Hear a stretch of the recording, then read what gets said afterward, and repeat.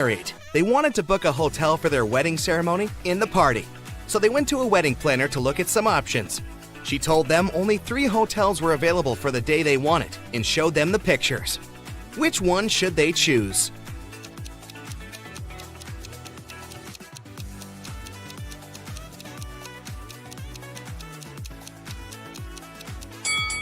Take a closer look at the 3rd floor windows of the first hotel. In the last window on the right, there's a creepy shadow of a monster that appears and disappears. 5 stars or not, no one would like to get married in a haunted place unless they're an Addams Family member. In the 3rd hotel, only has 2 stars.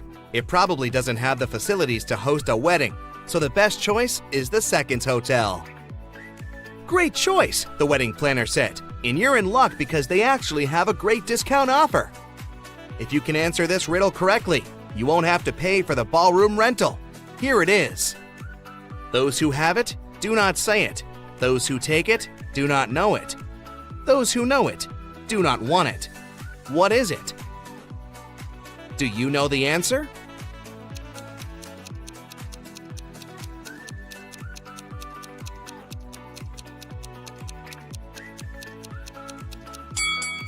It's fake money. The next day, Ben and Jenny went to the hotel to pick the best ballroom for their party. The hotel manager took them to 3 different rooms where they could host everything, from the ceremony itself to the dinner and after party. Which one should they pick?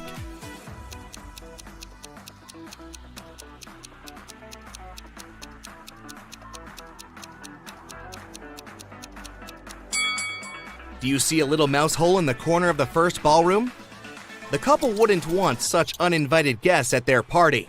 As for the 2nd ballroom, the chandelier looks like it might fall down any minute. Not the safest option, so they should pick the 3rd ballroom. It was time for Ben and Jenny to pick the wedding menu.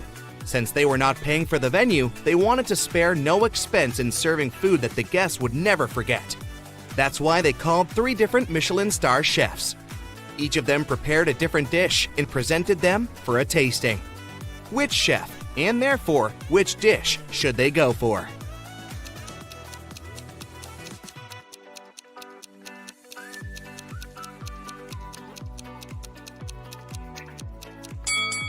Even though the dish the 2nd chef made looks perfectly fine, do you see a rat's tail hanging from his chef's hat?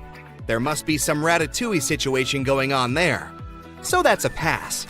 The 3rd dish looks like spaghetti, right? Well, look again. Those are actually very thin snakes.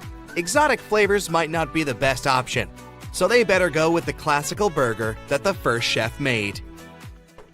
Before they made their wedding vows, Jenny had to say yes to a dress. So, she went to a couture store to check their wedding gown collection. She explained to the designer the style of the dress she wanted for her ceremony. The designer said he had just the perfect gown for her and would bring it to her if she answered his riddle correctly. He asked, if a gown takes an hour to dry, how many hours will it take 6 dresses to dry?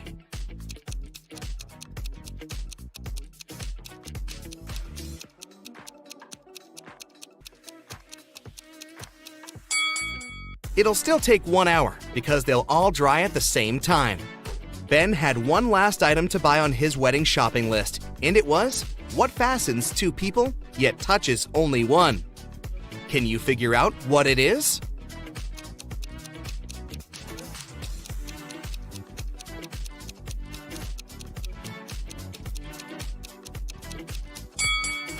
It's a wedding ring, of course. Ben headed to a jewelry store to get something blue for his bride. The store owner showed him 3 different wedding rings with blue gemstones. Which one should he buy?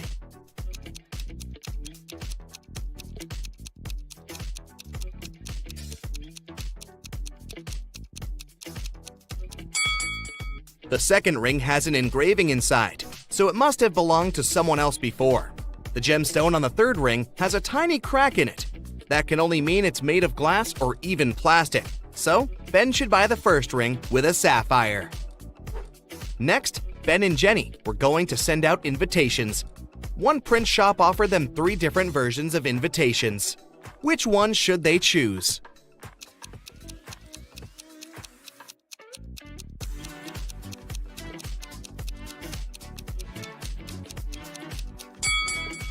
Do you remember the name of the hotel they booked? It was Sunrise Lodge, but the first invitation says Sunset Lodge. So this one won't do. And on the third invitation, their names are printed as Benny and Jen. That's not our couple, so they should choose the second invitation. Before the wedding, 3 of their friends paid them a visit. One of them brought a painting as a wedding gift, but all 3 claimed that they were the artist who had created it. 2 of them must be lying. Can you figure out who the actual artist is?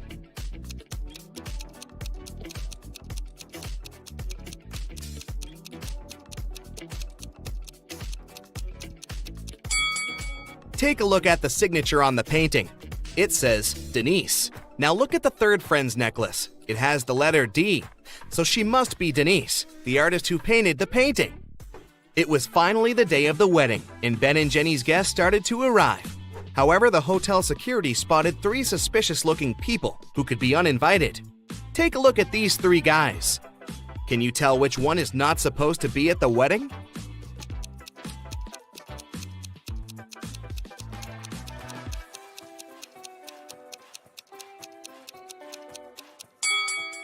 Do you see the hotel wristbands that say Ben and Jenny, that the second and the third guys are wearing?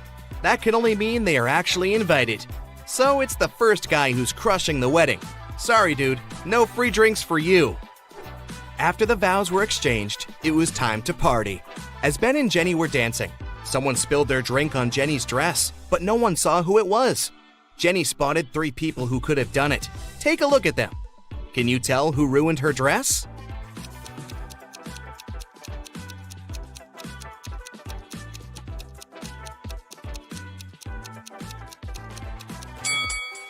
The first guy has spots on his shirt that resemble stains from the spilled drink, but they are actually part of the pattern, so it can't be him.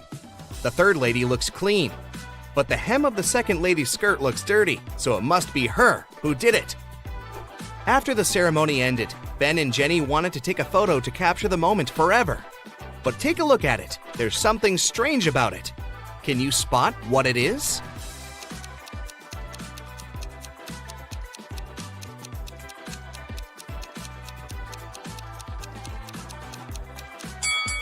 Can you see a woman hiding behind the trees watching them? She is wearing a witch hat, but it's a wedding ceremony and not a costume party. Creepy. Right before leaving, Jenny suddenly vanished. Then the witch suddenly appeared in front of Ben and said, "You may only kiss the bride if you figure out with whom you really tied the knot. Ha ha!" Then 2 Jennys appeared in front of Ben. Can you tell which one is his real wife?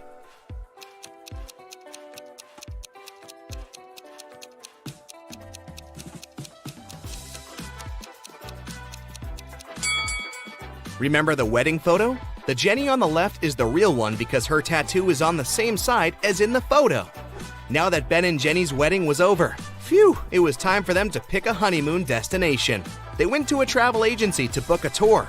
The travel agent offered them 3 different holiday destinations: Ibiza, Cannes, and the Caribbeans.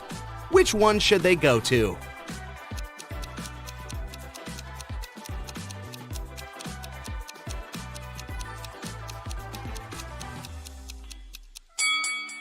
Have you noticed the weather forecast on TV in the office? It states that the weather in Ibiza is going to be windy in the upcoming days, and in Cannes, it's going to be rainy.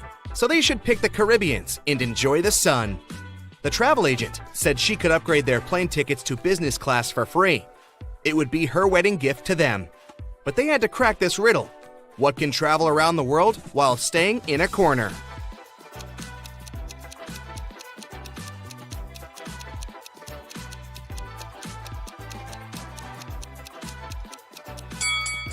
It's a stamp. Mary runs a beauty salon. Hello. She arrives at work in the morning and sees one odd thing. Can you spot what's wrong with this place?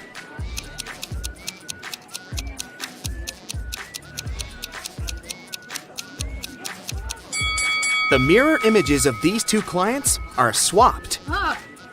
Mary says hi to all employees, but there's one imposter among them.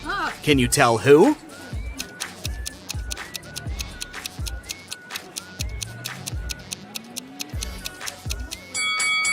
This guy over here. Cutting hair doesn't require kitchen ladles. One of the clients is unhappy about her haircut. She approaches Mary and demands her money back. Mary asks two of her best hairdressers, "Ladies, who did this haircut?" Nina says, "It was Sarah," and Sarah blames Nina. Can you guess who actually did the haircut?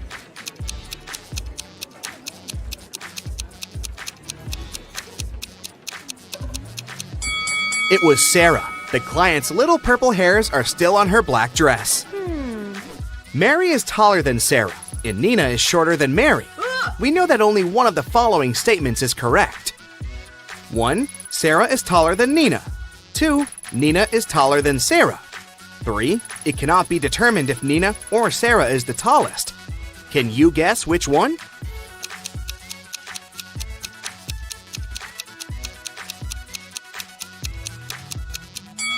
Statement 3 is correct. The only thing that we know for sure is that Mary is the tallest. If Nina and Sarah have different heights, one of the other statements is also correct. But if Nina and Sarah have the same height, none of the other two statements are correct. Mary walks around the beauty salon to check if everything's fine. Can you find any odd details in this picture?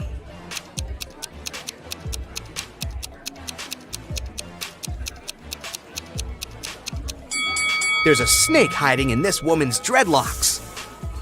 After work, Mary is visiting her boyfriend, Steve, at the police station. Hello. Steve is a detective. He just finished interrogating these 3 criminals. One of these guys is planning to escape tonight. Can you guess who?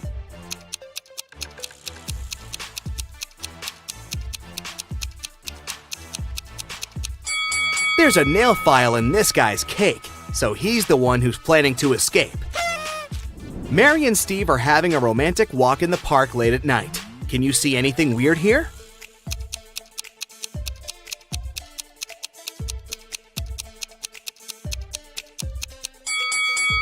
There are 2 moons in the sky. Oh my god! Suddenly, a thief pops out of nowhere, grabs Mary's bag, and runs away. Oh, no. Steve follows him, but the thief runs into a nightclub and blends in with the crowd. The thief was wearing a mask, so Steve couldn't see his face. Can you help him catch the criminal?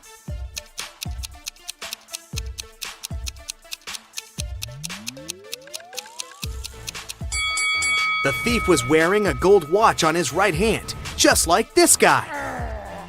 The next day, Mary is holding a workshop for hairdressers. There are 10 students in one classroom. Each person can see the entire room and everyone else. Mary wants to place a wig so that all but one person can see it. Where would you place the wig in the room?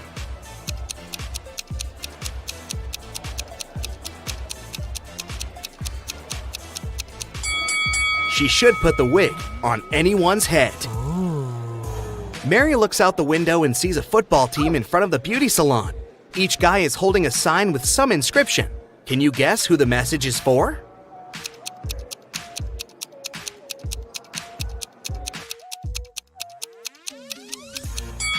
One of the football players is asking Emily out on a date. At the end of her working shift, Mary goes to the basement to check the drinking water supply. Suddenly, the door slams, and she has to find an alternative way out. Mary walks through a creepy basement and finds 3 doors. A tunnel behind the first door is on fire. Behind the second door, there are UV lamps. And behind the third door, there are angry tigers waiting to jump on Mary. Which door should she choose?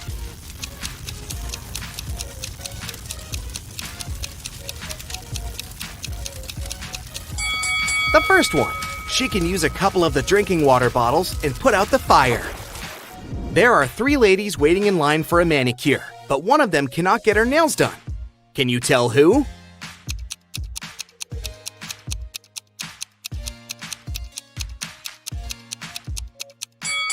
This lady. Take a look at the reflection. It's just a cardboard cutout. The working day is over at 8 p.m. All the employees go home and Mary remains alone. She puts all the cash in the safe locker and goes home too. In the morning, she returns and finds out that all the cash is gone. She calls the police, and they question 3 suspects. Nina, the hairdresser, says, "I finished with my last client at 6 p.m. and left right away." Emma, the cleaning lady, says, "I cleaned all of the studio after Mary left. Then I locked the door and went home. I didn't notice anything suspicious." Sarah says, I was waiting for my last client until 7:30, but he didn't show up. So I rescheduled the appointment for today and went home. Who's lying?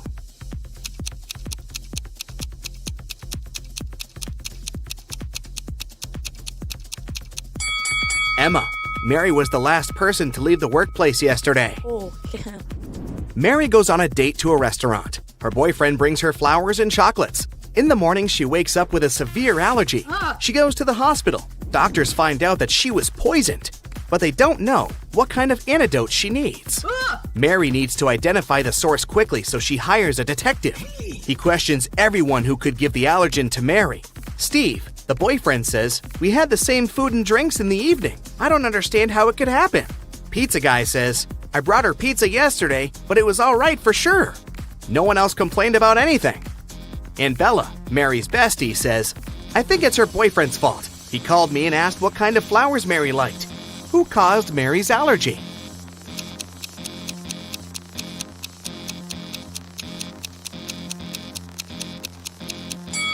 Bella. She advised Steve to give Mary allergenic flowers. Mary gets well and goes back to work.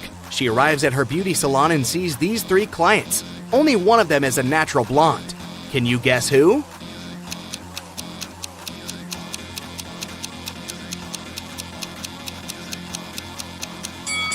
The first lady has black armpit hair, and the third lady has dark roots and eyebrows. Therefore, they are not natural blondes. And this elegant lady with green hair has light eyebrows and eyelashes, which means she's the only natural blonde among these 3 people. Suddenly, all the lights in the beauty salon turn off.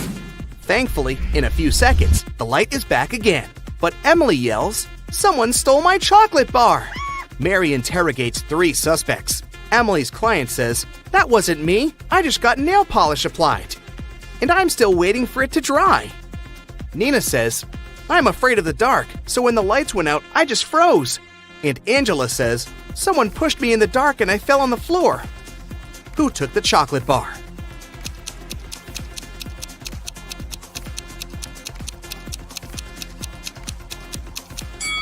Angela.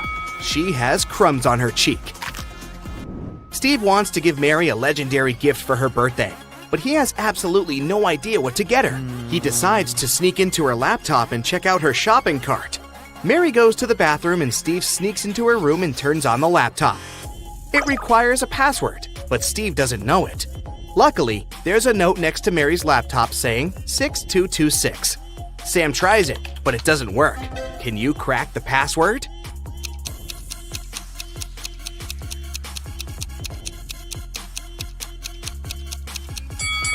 Steve should try 222-222-66. Mary puts her stuff in the storage room and leaves for a while. When she returns, she notices that someone has stolen her bag. The manager calls the police and locks the doors. A policeman comes over and identifies 3 suspects. The hairdresser had a live stream with her Instagram followers. The manicurist says that she was focused on her work. And the cleaner says that he was washing the floor and he didn't notice anyone suspicious. Have you guessed who the thief is?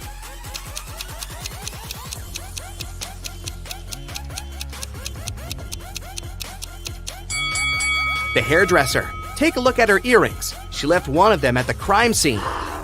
Mary gives her student Nancy a tricky task. She gives her 3 boxes. Each of the boxes contains hair extensions of a certain color and 2 statements. In one of the boxes, 2 statements are false. In the other boxes, both statements are true. Let's open up the first box. The 2 notes say, 1. Don't use this color. 2. Don't take the color from the second box. The 2 notes from the second box say, 1. Don't use the color from the first box. 2.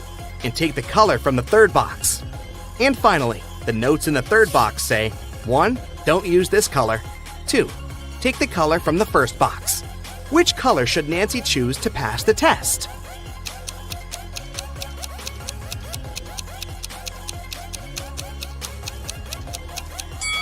Nancy should choose the color from the third box.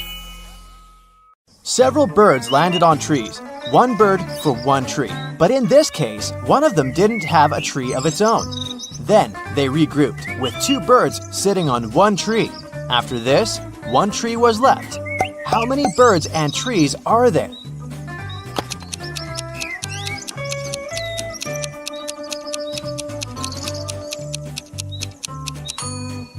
There are 4 birds and 3 trees. Look at these 4 people in a grocery store. Can you figure out who's going to steal a watermelon?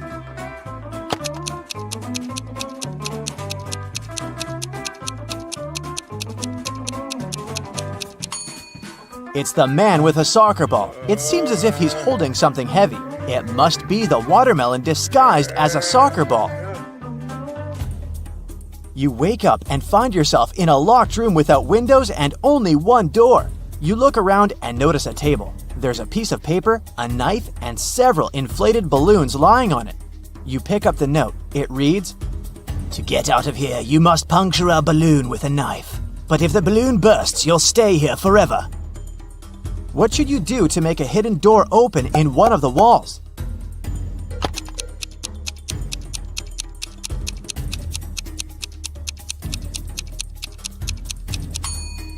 You should deflate one of the balloons. After that, you can easily puncture it with a knife. You're walking along the beach and spot an expensive-looking watch in the sand. There are only 3 other people on the beach. Who does the watch belong to?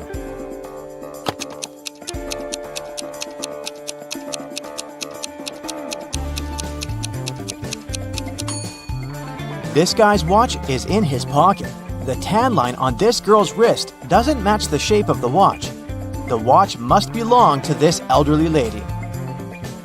You've got a sack filled with coffee beans. You need to use this coffee to completely fill 2 other sacks of the same size. How do you do it?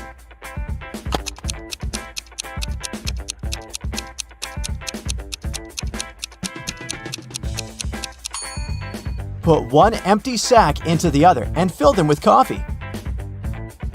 3 young men came to a coffee shop to prepare for their final exam.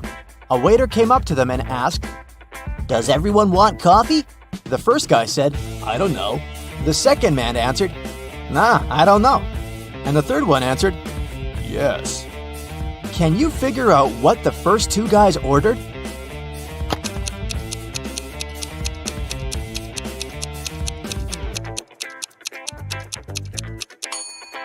All young men ordered coffee.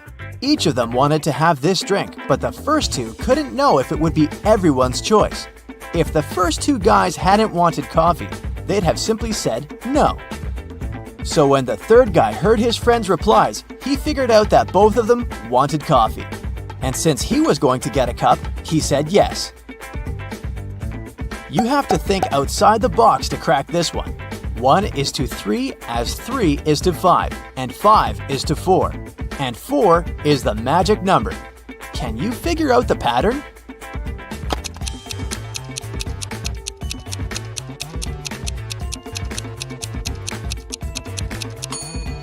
The word 1 has 3 letters. The word 3 has 5. And the word 5 has 4 letters. But the word 4 has 4 letters in it. And whatever number you try, eventually you'll come back to 4, and the game will end there. Vincent got locked in a room with no windows and only one massive door. There's a panel with several buttons on the left and another one with a hint on it on the right. There's also a clock on the wall above the door. Which button should Vincent press to get out of the trap?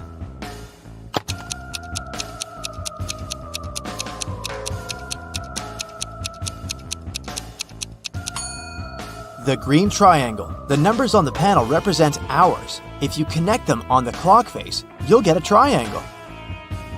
Add this number to the same one and multiply the result by 4.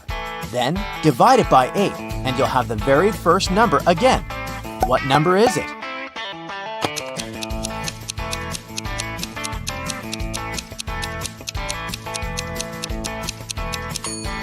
It can be any number. You can try it out to make sure.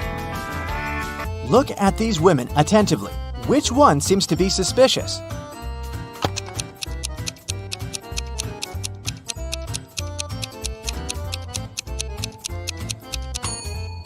It's the one on the right. The woman on the left was just adding some ketchup to her dish. See that bottle? But look at the pie the woman on the right is holding. there's a smartphone peeking out of the pie. What's it doing there? It's very suspicious. The police knocked on Michael's door late in the evening. They had a search warrant. They accused the man of stealing a big sum of money from a supermarket. Mike claimed that he hadn't left the house all day, but one of the detectives saw something in his living room, and it led to the man's arrest. What was it?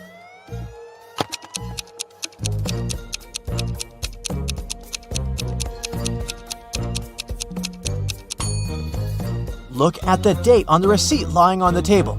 It's the same as the date on the calendar, which means Michael lied about not leaving his house that day. Look at these guys attentively. Can you tell which one has drawn the graffiti?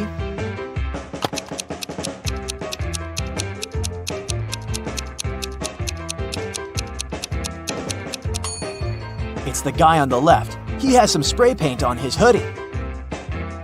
An ant is 2 inches away from its home. With every next step, it covers half the distance to the entrance. How many steps will the insect have to take to reach its destination?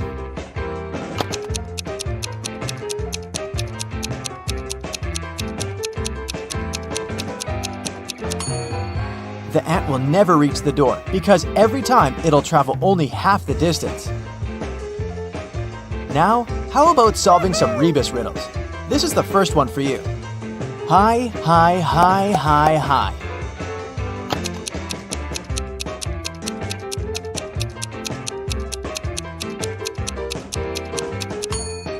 That's high five. The next one, noon good. What's this?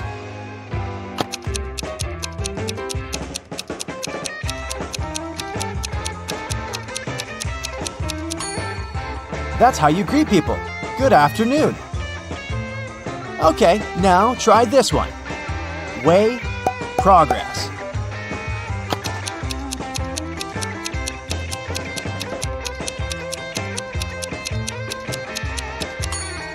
It's progress underway.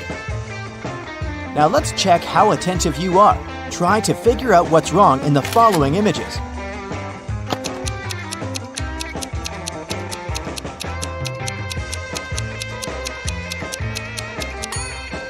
There's no way anyone can wear those blue shoes. They're both left ones. How about this one?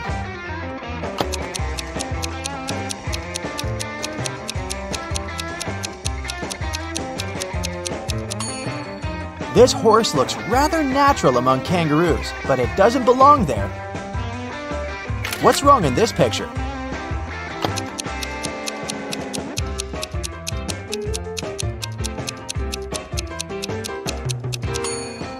Why would a barn have a chimney? I suspect something is missing in this picture. Can you figure out what exactly?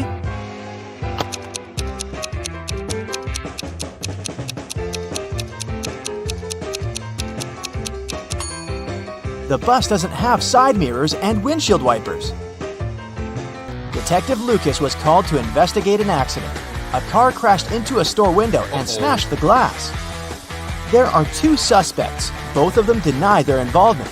Detective Lucas doesn't need much time to figure out who the culprit is. Do you know the answer too?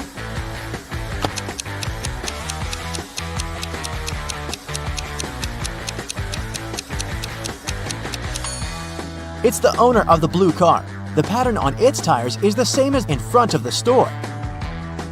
Detective Brown was having her morning coffee in a cafe when she heard a car screeching to a halt, then some loud shouting. She ran outside and spotted a man on the ground. His bicycle was lying nearby. There was also a car sitting next to the man. Detective Brown helped the cyclist up.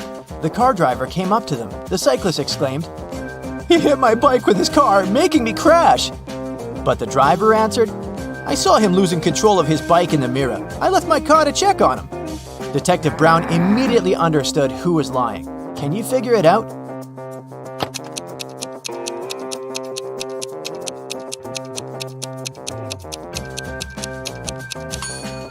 Strangely, the car doesn't have side mirrors, and all that stuff in the back seat blocks the view of the road, so the driver couldn't have seen anything in his rearview mirror either. He's lying.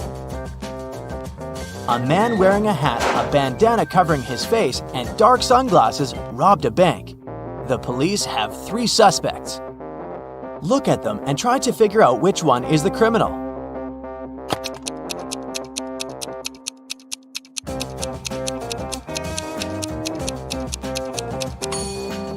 Usually, people tie bandanas under their ears. But in this case, the bandana covers the robber's ears. It probably hides something that distinguishes the man from other people.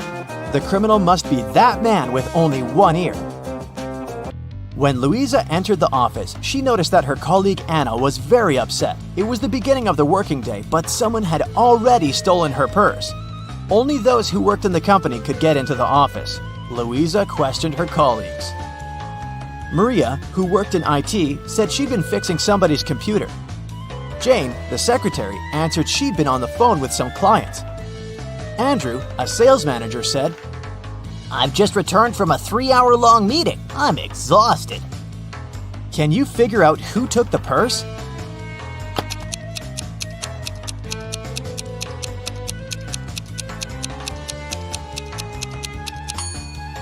Andrew, the working day's just started. How could he come back from such a long meeting? Today, I'm going to test your attention to detail with short but tricky puzzles. Do you have what it takes to find all the oddities in them? Let's check. You can see 2 women in the elevator. One works in this building, while the other came here for an interview. Can you guess which one works here?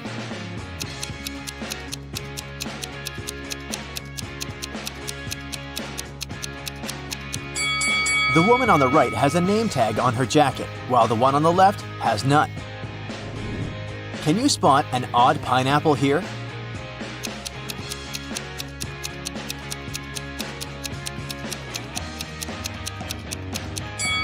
It's this one in the corner. It has 3 leaves, while all the rest have 4. Okay, let's make it harder this time. Do you notice anything weird in this picture? Hurry up! A tap coming right out of the tree doesn't look right, and a purple coconut looks sort of off, right? You've got 3 desserts before you, but only one of them is safe to eat. Can you choose the right one?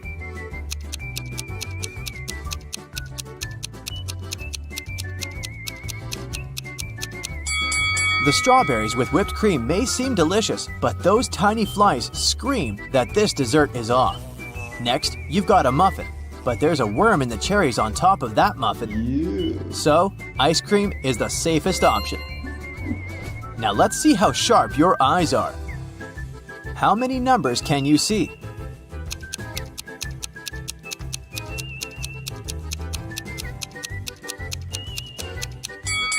The numbers on the screen are 1, 2, 3, 7, 5, 0, 8, 6, 9.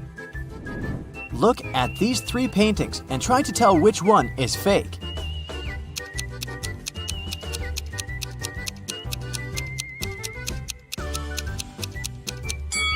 The second one, it's labeled as having been painted in 1950, but there's a lion looking at a smartphone in it.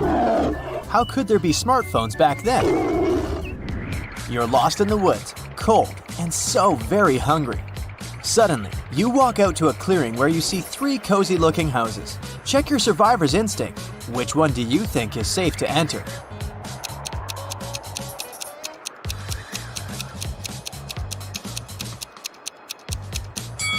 The house on the left has a big lock on its door, and its windows are boarded up. There's just no way you can get in. The second house looks safe at first glance, but look at the snow. Bare footprints are leading to its porch. It wouldn't be nice to become a dinner for a hungry bear now, so your safest bet would be the third house. Who's not very smart out of these 2 guys?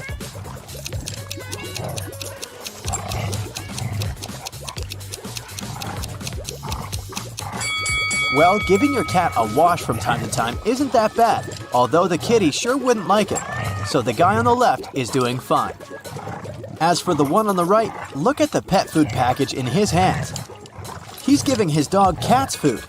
This stuff shouldn't be confused. Can you spot what's wrong with this image?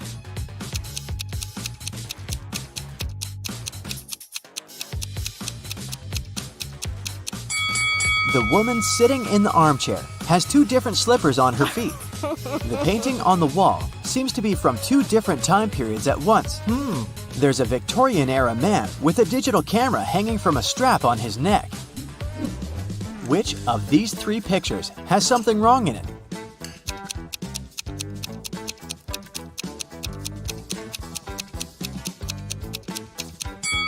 The second one. The girl in it is eating her soup with a fork. One of the kids in the picture snuck out of the bedroom through the window at night and came back. Who was it?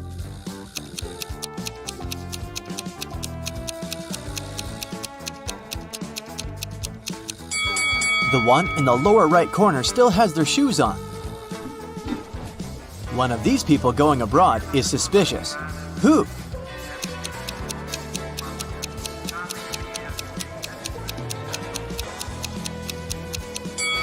The woman on the right is going to Indonesia, but she's got a warm coat and a scarf packed in her suitcase. Are you willing to bet who's going to win in this rope pulling contest?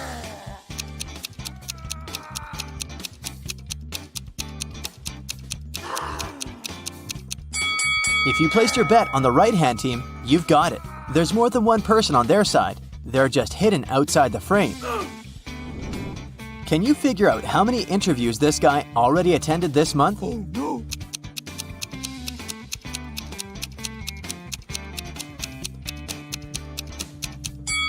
He's done 5 out of 6. There are 6 post-it notes on the calendar, but a little movable square indicates the current date is on the 26th. His next interview is on the 28th. This room has something wrong, but I can't see it.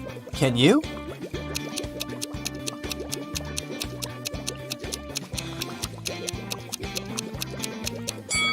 There's a bird in the fish tank. Which hand is the odd one out?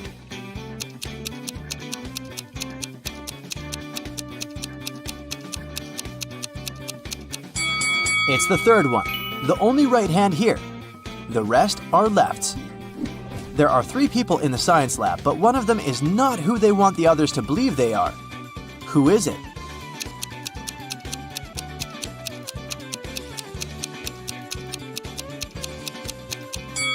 It's the guy on the right. He's wearing a fake ID badge on his lab coat. This hall is full of extravagantly dressed guests, but one of them is more extravagant than the rest. They're a ghost. Can you spot them?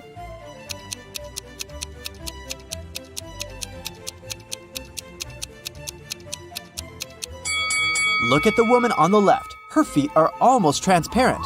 She must be the ghost. This one will require both your observation skills and logic. Which of the 2 teapots can hold more tea?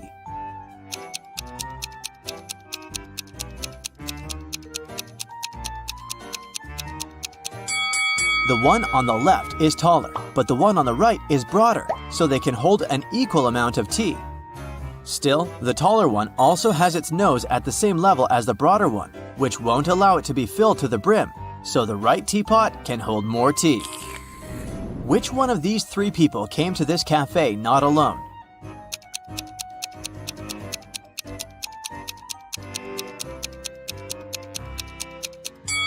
It's the girl behind the table in the middle. She has 2 cups of tea in front of her.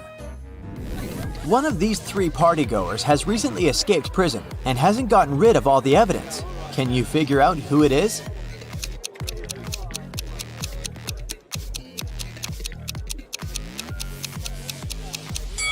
It's the guy on the right.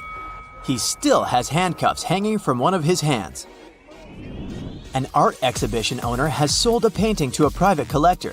He said it was a work of an unknown 18th century artist. But the next day, the disgruntled buyer returned the picture to the exhibition owner and demanded his money back. Can you tell why by looking at the picture?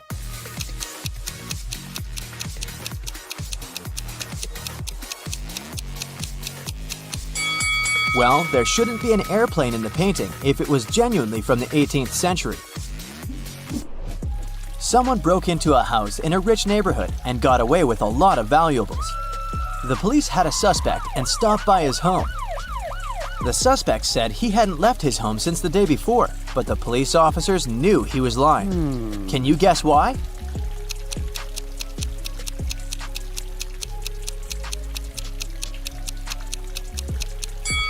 Look at the helmet on the bike's handlebar. It's upside down. Since it was raining so hard, it would have been already filled with water to the brim if it hadn't been hanging like this since the day before. A police officer approached a man sitting in a car parked next to a hotel's front door and issued a parking ticket. The man was outraged, saying he'd been there for no more than 2 minutes, and the sign said 5 minutes of staying was allowed. Still, the officer was adamant that the man wasn't telling the truth. Why?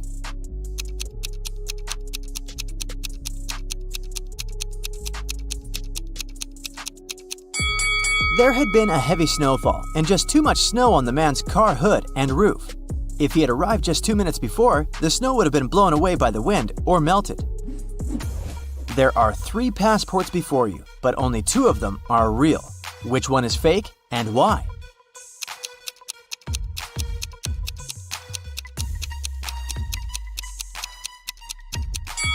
The right one is fake. Passport photos should be taken against a white background, and this one has something else in it. Which of these 2 people here is asking for trouble?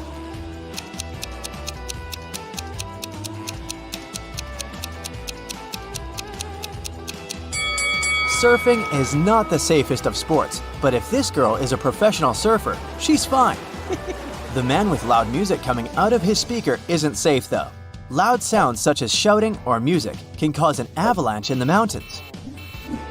Jason says he's just returned from a trip to Antarctica and he's showing his friends photographs taken there. They seem alright, but one of Jason's friends thinks he's lying. Why?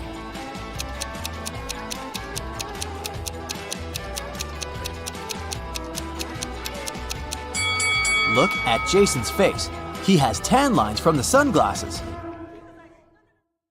Psst. Share in the comments how many of these riddles you will answer correctly. Samantha and Jack got stranded on a tiny uninhabited island. They had no radio or cell phones, so they couldn't inform rescuers about their dire situation. There were no trees on the island, so they couldn't make a smoke signal, and all around them was just sand and rocks. Suddenly, Samantha noticed a plane circling the sky in search of them. Unfortunately, it was flying too high, and the pilot couldn't see them. That's when she got a bright idea. Soon after, the plane picked them up. What was Samantha's idea?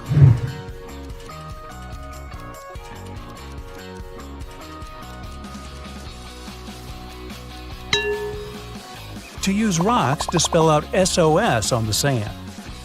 Detective Cooper needed to find out the very last piece of missing information in a case he had been dealing with lately. He finally got to the office where secret documents were hidden. To open the door, he needs to choose the right button.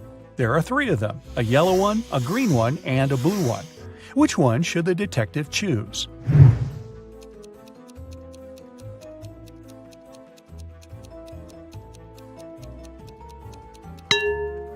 The detective needs to choose the blue button. It's pretty worn out, so it must have been used many times. Plus, there's a small note with a warning. The green button is for an emergency, and the yellow one shuts all the doors and turns off the lights in the whole building. Wow, I want one of those. One day, Amanda thought her boyfriend Eric had a secret from her. To find out what it was, she needed access to his laptop. She had no idea what the password was, but luckily, there was a post-it note right on his desk. However, she needed to decipher the pass. Apple, man, dawn. Can you crack this code?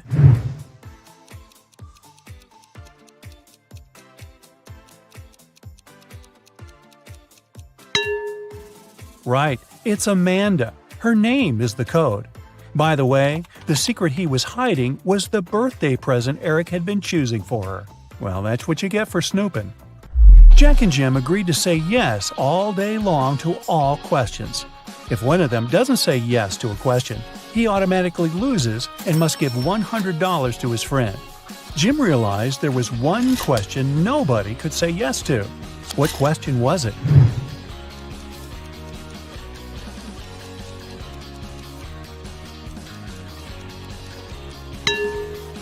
Jim realized nobody could say yes to the "Are you asleep?" question. Jim waited until Jack took a nap and recorded a video in which Jack replied with a snoring but not yes to Jim's question. Seems like a cheap shot. Jason is a shop assistant in a department store. At the moment, there are 3 people in a fitting room he's assisting.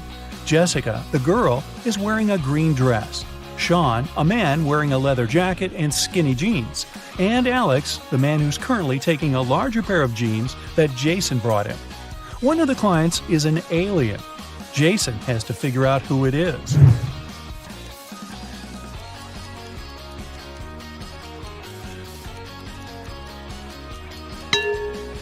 It's Alex.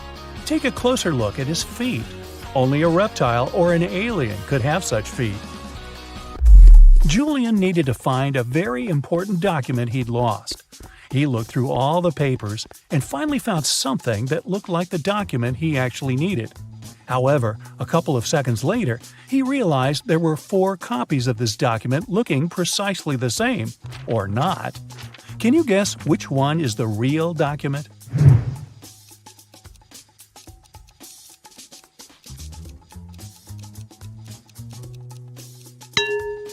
It's the one in the upper left corner. It has a stamp and a signature, and it says Agreement. The one next to it looks similar, but it has a spelling mistake. It says Agreedment. The rest of the copies lack either a stamp or a signature. Mr. and Mrs. Jones are fond of art and love collecting rare and expensive pieces. Once they had to go on a business trip, and when they came back home, they realized something precious was missing. They instantly called the police, but the officers were confused because no painting was taken. Why were Mr. and Mrs. Jones worried then?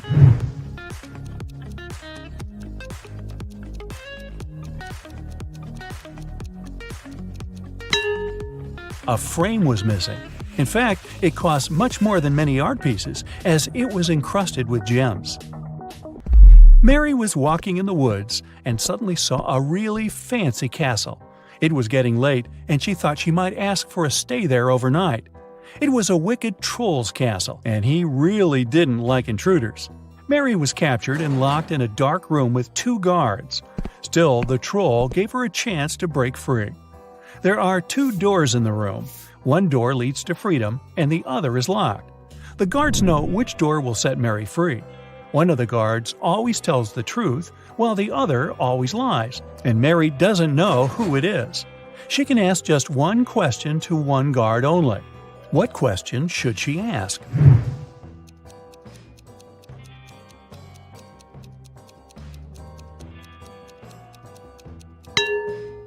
If Mary says, "If I ask your colleague to show me the way to freedom, what door will it be?" No matter what the guard replies, they will point at the locked door. The one that lies will show the wrong door, and the one that doesn't lie will show the wrong door too, since it would be chosen by the one who lies. This way, Mary knows the wrong door, and she needs to select the other one. One man went to his friend's party and told his wife he'd be back before sunrise. He shaved and left home. He returned, as promised, before sunrise, but he was sporting a long, thick beard. How come?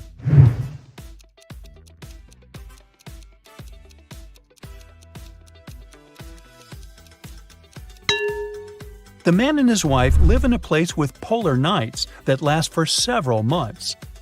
Anthony, the financial director of a big company, finally persuaded new partners to sign a super important agreement. He then put this document into a folder and left it on the table in his office. When he arrived at work the following day, the folder was gone. Anthony gathered all the employees in the office at the time and questioned them. The cleaning lady said she had been busy washing the floor and hadn't paid attention to anything around. The designer explained that he hadn't left his working place even once.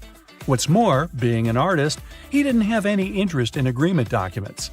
The accountant admitted that he had entered Anthony's office to have some documents signed, but once he noticed there was no one inside, he immediately left. Who took the folder with the agreement?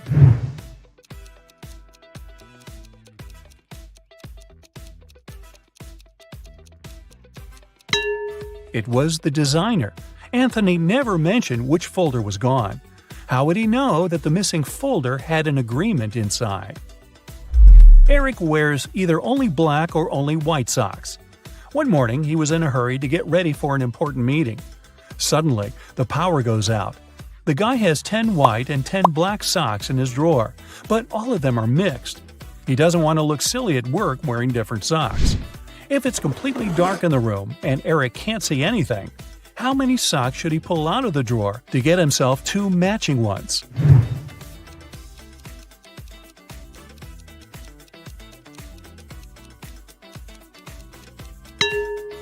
Three socks are more than enough. In a set of 3 socks, he's bound to have 2 of the same color. Jane told her boss someone had taken the documents she had prepared for the meeting. She added that she had noticed someone come in wearing a smart suit, gloves, and a black mask. This person also had 3 rings on their fingers. The boss didn't believe her. Why?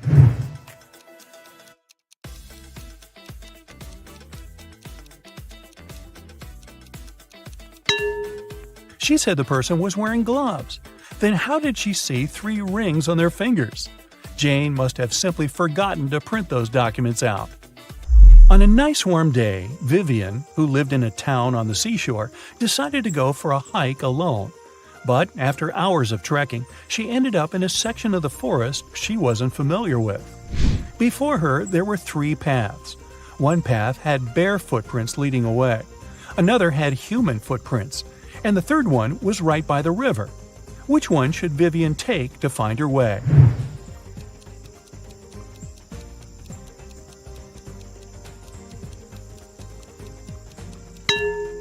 The river path. Since she lives in a coastal town, the river mouth most likely ends up in the sea. That way, she could figure out where she was. So now it's your turn. Count 'em up. How many correct answers do you have? For several days, a large werewolf has been scaring the residents here.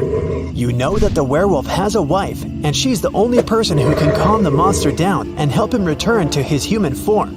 You have found 3 girls. Each of them might be the werewolf's wife you're looking for. You ask his wife to approach him, but none of the girls admits she's the one you need, so you have to make your own choice.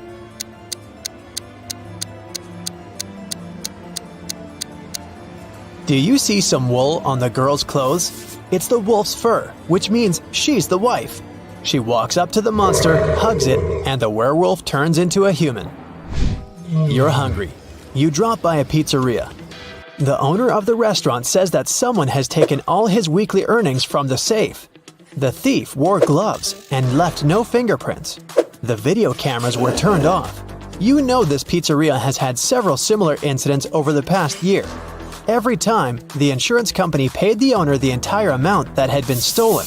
You're sure the owner took his own money to use the insurance again. Take a look at the office and prove that the owner is guilty.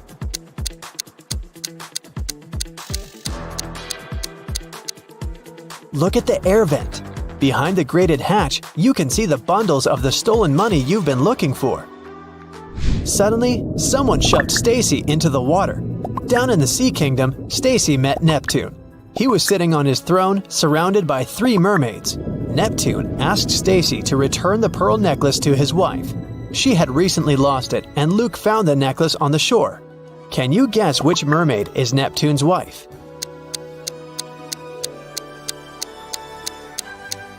The third one. She's the only one who's wearing an engagement ring. When Stacy gave the necklace to its rightful owner, Neptune snapped his fingers. His guards brought Luke. Neptune said, "I'll let you go home safely, but you have to choose the right door." There were demons behind the first door.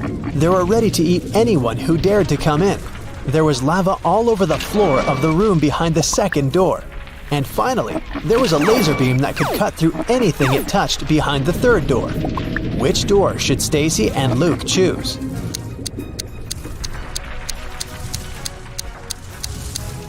The third one. They can crawl under the beam without touching it. You were in a hurry and forgot to lock the apartment door while leaving.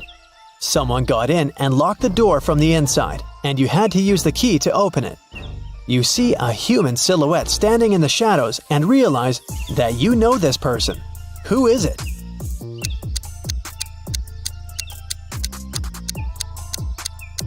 It's the woman who asked you to help her brother. She was wearing a red bracelet. The silhouette has the same accessory. I came here to thank you in person. The door was open, but you weren't at home, the woman says. A mysterious biologist invites you to his home for dinner. He takes you down to the basement and puts 3 plates of weird items on the table. One has wild mushrooms with white gills. The second is filled with castor beans. The third has some fish brains. Which one is safe to eat?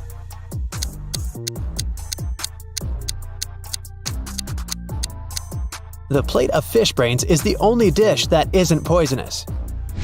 Someone got into Matthew's house during a severe rainstorm and took a lot of expensive stuff. The man called the police. They came over and started to interview the neighbors. Nicole said she lived alone and worked from home. She was inside the whole day. Jerry explained he was a chef in an Italian restaurant. He came back from work only half an hour ago. Sophia told the police she hadn't left home because she was ill. Who was the intruder?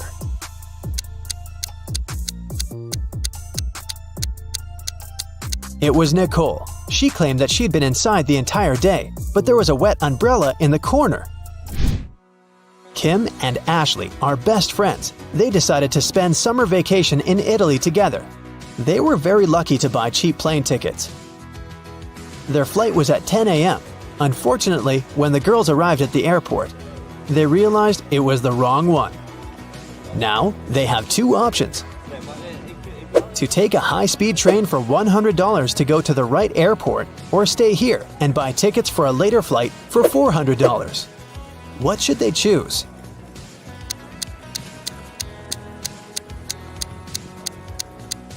The second option. Look at the clock on the wall. It's 9:55 a.m. The boarding for their flight is already over. They won't make it even if they take a high-speed train.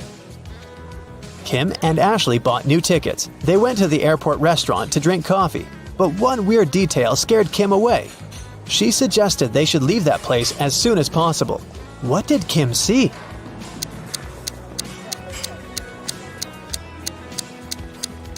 This woman over there is a zombie. Wow! How did she get through security? When it was time to finally board the plane, it turned out there were no more economy class seats left. Kim and Ashley were offered to fly in business class. There, the girls saw 3 people. When the flight attendant served them fresh juice, she whispered that Kim and Ashley were extremely lucky. They were about to travel next to a famous Italian billionaire. Can you guess which of these passengers is the billionaire?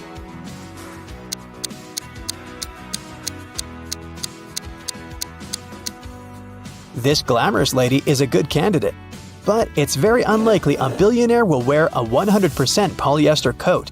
This guy's business suit is very elegant, but look at his shoes. They seem quite cheap and worn out. This funny gentleman must be the real billionaire, although his outfit is rather casual. His gold watch looks very expensive. Once, a bank was robbed. The police suspected that one of the bank security guards had helped the criminals. Detective Justin had to question 3 of them. The first security guard told him he had heard some shouting and rushed there, but by the time he arrived, the criminals had already been gone. The second security guard explained he had been drinking a cup of coffee at that moment and hadn't even heard anything. And the third guard said he had run after the thieves, but he had to lace his boots. Without a second thought, he crouched near an emergency exit. At that very moment, the door opened and hit him on the head. When he came back, the criminals had been gone. Justin immediately understood which guard was guilty. Who was it?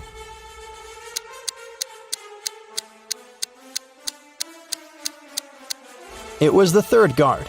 All emergency doors open outwards for safety reasons.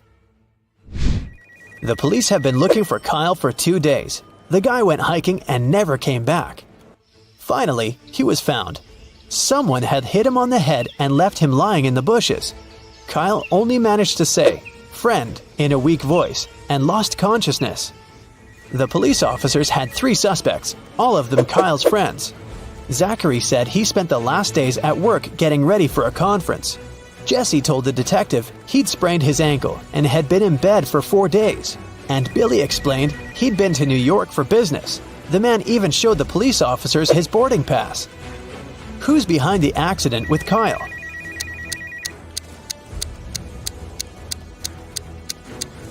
Police immediately noticed that Billy had showed just one boarding pass. Then how did he get back from New York? His story sounds fishy. Uh-oh. Tommy was exploring old caves outside the city when he got trapped in a mysterious dungeon. There were 3 ways out, but only one of them was safe. Behind the first door, a fire was raging. Behind the second door, there was acid rain which could melt any substance within seconds. Behind the third door, there was a huge brown bear that hadn't eaten for 2 years. Which way should Tommy choose?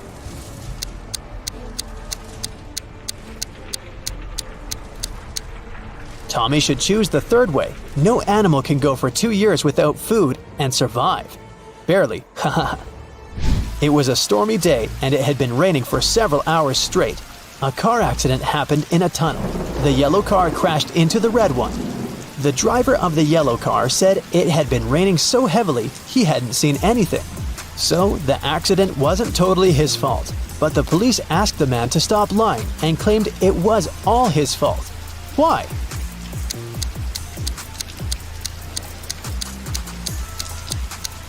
The accident happened in the tunnel. It couldn't be raining there. Mrs. Cabell is the owner of a small company producing expensive designer cups.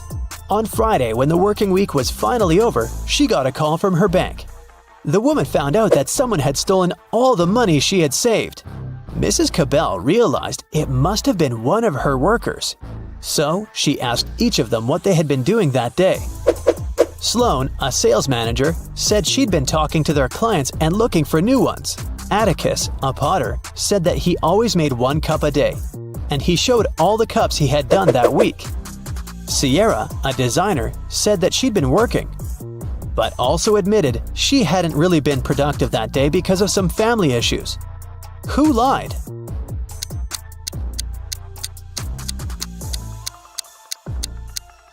Atticus, there are 5 working days in the regular week. The man said he made 1 mug a day, but he only showed 4 mugs. It means he missed 1 day of work.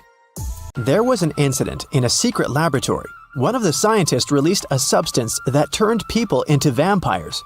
Detective Reed arrived at the scene to interview 3 witnesses. The first scientist, Michael, said, "I stopped by the lab this morning to pick up some notes. The machines were working just fine, and I didn't see anyone. I took the papers and left."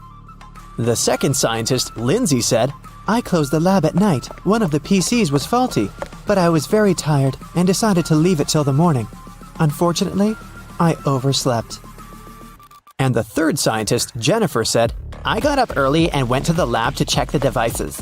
No one seems to have entered the room. I fixed one of the computers and left." Which one of them was lying?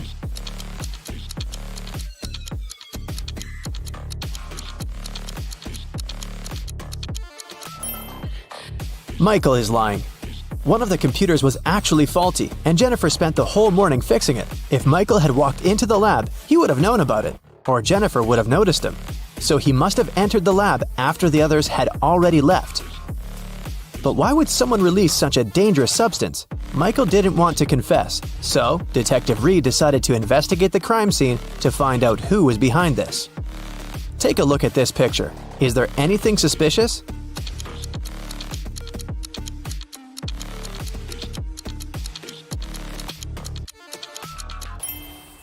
It looks like Michael dropped an ID card. And look, it doesn't belong to him. The name on the card is George Wilson.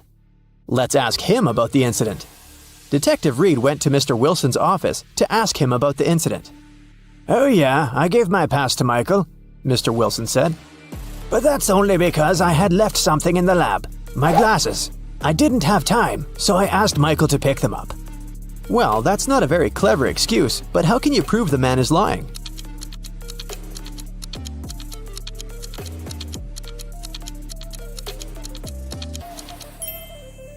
There's an open glasses case on the table, and the glasses are inside.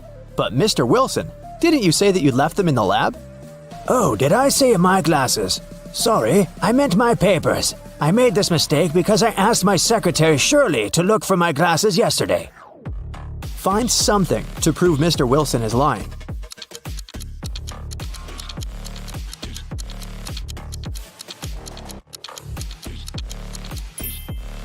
There's a calendar on Shirley's desk. Yesterday was her day off. It's marked red. Mr. Wilson is lying. Mr. Wilson was arrested, but people have already begun to turn into vampires. Can you guess who's actually a vampire?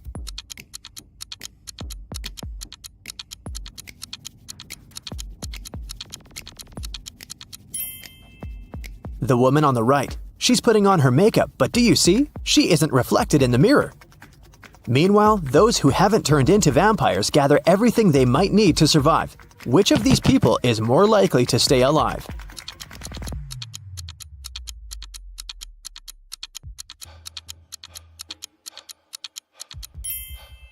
All these supplies won't protect the guy on the right from vampires. As for the girl on the left, she's stocked up on what she can to defeat the vampires. She has a higher chance of survival. Let's check out the subway. There are 2 women here. Which of them is not pregnant?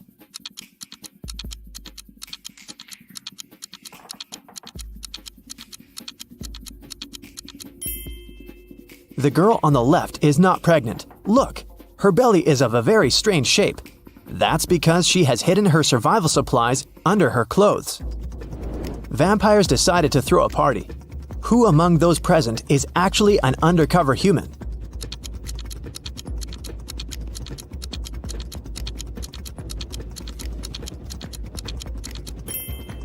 The guy on the left is a human. He's wearing makeup and false teeth. Nikki is also trying to survive. She packs her things and decided to move to a neighboring town. But suddenly, a vampire charged at her car. He damages the vehicle and takes away some supplies. Fortunately, he doesn't manage to bite Nikki. She escapes. Nikki has to stay home. The next day, a young man knocks on her door and asks for help. Is it okay to let him in?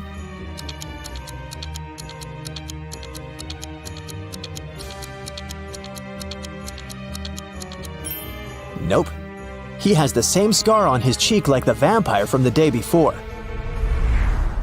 Nikki continues to hide at home. One day, some girl starts knocking on her back door. Please help! A pack of vampires is chasing me! Nikki opens the door. The girl is out of breath, but she manages to say, They're almost here. Can I come in? Is it safe to let her in?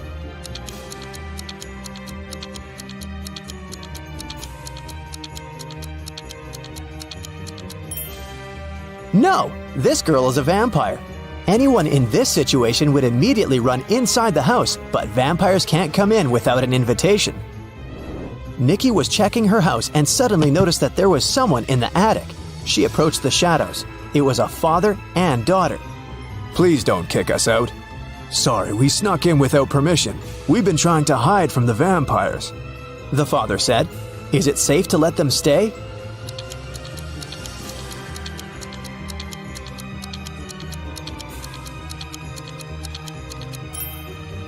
Yes, firstly, they're sitting in the sun, but their skin seems to be okay. Secondly, they managed to enter the house without an invitation. That means they're humans. Nikki let them stay. Let's take a little break. Time for some quick riddles. Think fast. A vampire lived in a 1-story black cottage. He had a black cat, a black fish, a black computer, a black armchair, a black desk, and a black phone. Everything was black. What color was the staircase?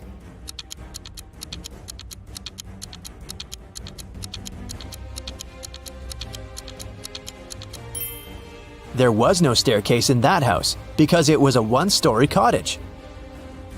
3 vampires are walking fast. The first vampire says, 2 other vampires are walking behind me. The second one says, 1 vampire is walking behind me, and 1 is walking in front of me. And the third one says, 2 vampires are walking in front of me, and 2 are walking behind me.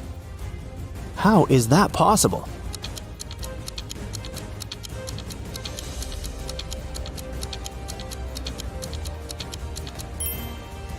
These vampires are walking in circles. Humans, vampires, and werewolves gathered in one mansion. There are as many werewolves as there are vampires. There are as many vampires as there are humans. How many creatures are there if 3 of them are werewolves?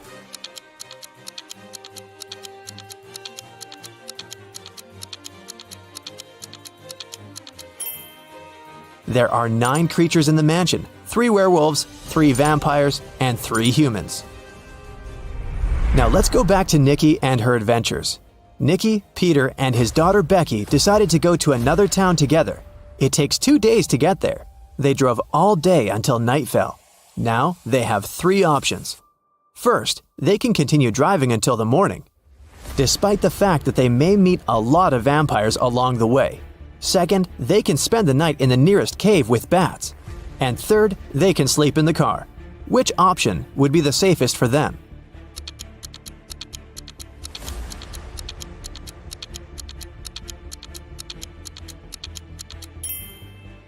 Sleeping in the car is a bad idea. Vampires can sneak up on them in the middle of the night.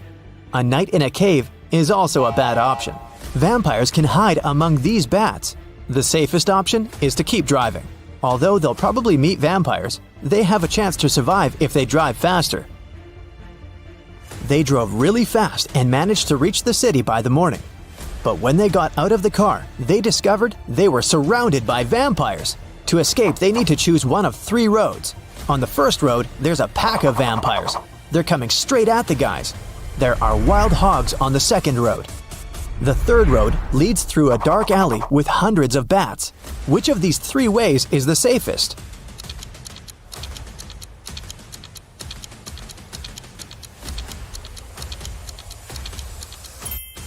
The second way is the best option because the sun illuminates it, so vampires can't follow Nikki and her new friends. Plus, these dogs don't look too unfriendly. The guys reach 3 stores. Now they need to decide which of the stores is safe to enter. Nikki, Peter, and Becky look through the windows to see what's inside. The first store is empty, but it seems to be full of traps. The second store is full of survivors, but they look dangerous. And the third store seems empty as well, but it's completely dark there, and you can't see anything except for dozens of bats. Where should Nikki lead her friends?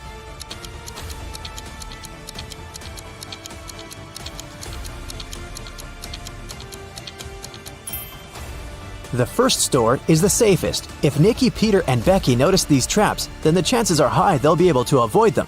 It's worth a try. There's a man in the city who's trying to survive by hiding among vampires. Nikki spent a week photographing vampires to figure out who he was. Will you be able to see who is actually human in these photos?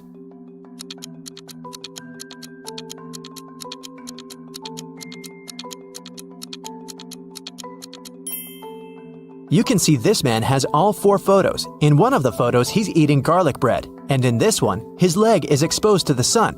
He's only pretending to be a vampire.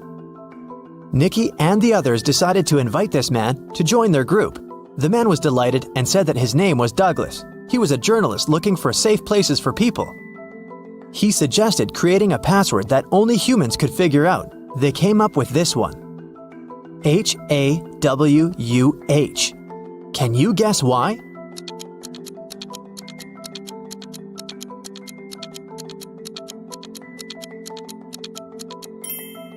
If you look at the reflection of this word in the mirror, you will see Huwan, or Huwan. Flip the letter W and you get the word human. But only those who get reflected in the mirror will be able to solve this puzzle.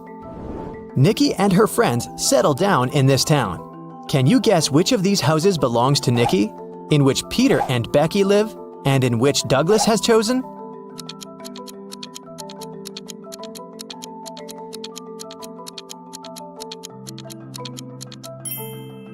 House number 1 belongs to Peter and Becky. There are 2 bicycles next to it. House number 2 belongs to the journalist. Do you see his equipment? And the remaining house, house number 3, belongs to Nikki. I have a math workout for you today, but first, let's have a little warm-up.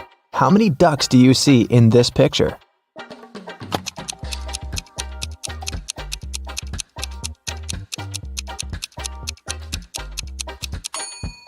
Don't forget about the hidden ones. There are 15 ducks. Did you find them all? Okay, now count all the flowers.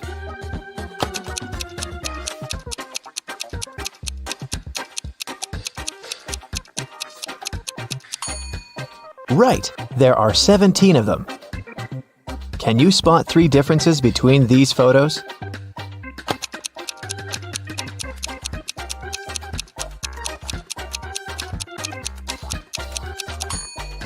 Here they are. And another one. There are 3 differences again. Do you see them?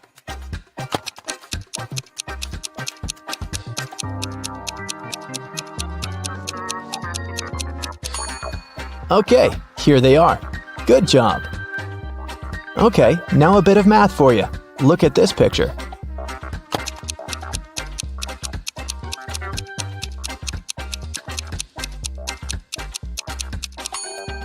The only number multiplied by itself that gives 25 is 5, so this shape equals 5. This way, the other shape from the second equation is 4. 4 and 6 make 10, so the red circle equals 6. Then, 5 multiplied by 6 gives us 30. This one is similar, but a bit harder, so be very attentive.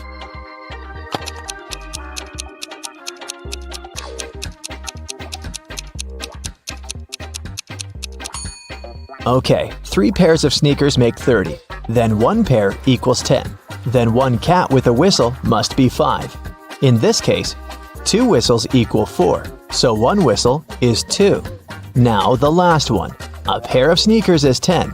We know that a cat with a whistle is 5, but this kitty doesn't have a whistle. But since a whistle is 2, the cat without a whistle must be 3. And a whistle equals 2. So, it's 10 plus 3 multiplied by 2, which is 16. Ava and Dakota are sisters. When Dakota was 18, Ava was half her age. Now that Dakota is 26, how old is Ava?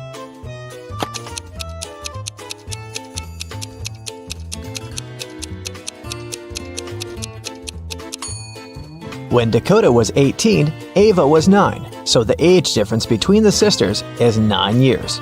If Dakota is 26 now, then Ava is 17. When Polaris was 16 years old, her mother was 39. If Polaris's mom is twice her daughter's age, how old is Polaris?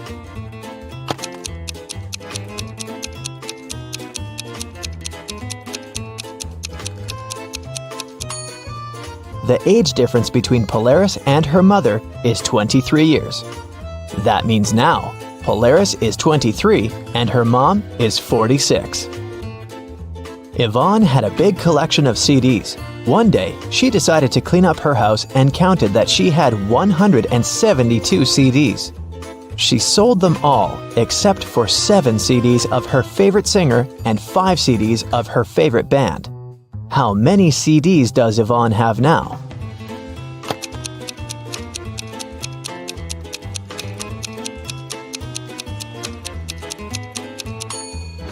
Well, if she gave up all but 7 plus 5, it leaves her with 12 CDs.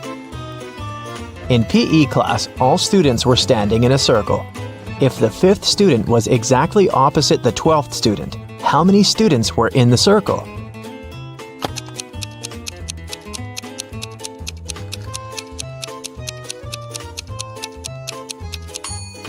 Between student number 5 and student number 12, there are 6 other students.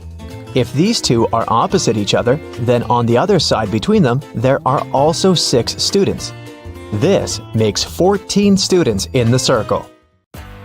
Danica owns a candy store. She sells candy for $0.12 a dozen. How many candy pieces can you get if you have $1?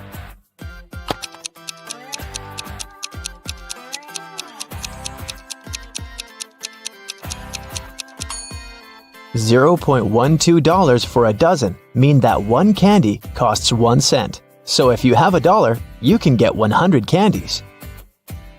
For casting a spell, Flora should put these stones in the correct order. She has 4 of them: purple, green, red, and blue. The instruction says, 1. The red one only has 1 stone next to it. 2. The green and purple stones aren't next to each other. 3. The green stone is the last one. Can you help Flora?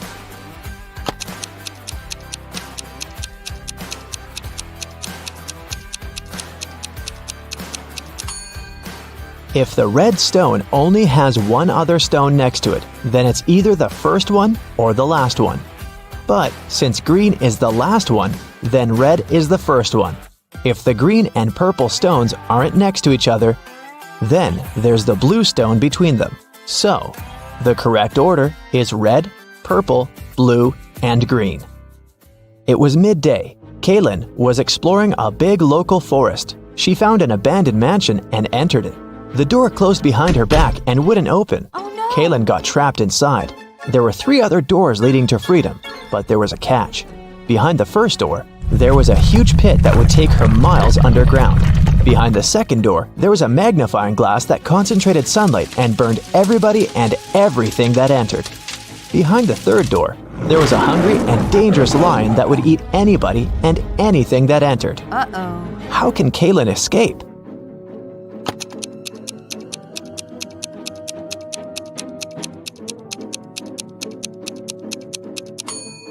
Kaylin should wait until sunset. When the sun goes down, the second door with the magnifying glass won't be dangerous anymore. Amelia, Belle, Chloe, and Della are identical quadruplets who always prank people. One day, one of the girls' teachers had to let Amelia leave the class early. She had a doctor's appointment, but the woman wasn't sure which girl was Amelia. The quadruplets had decided to help her. Here is what they said. Amelia is one of the girls standing in the middle. No, Amelia is one of the girls standing on the sides. I'm Amelia. I'm not Amelia. 3 girls lied and 1 told the truth. Who is Amelia?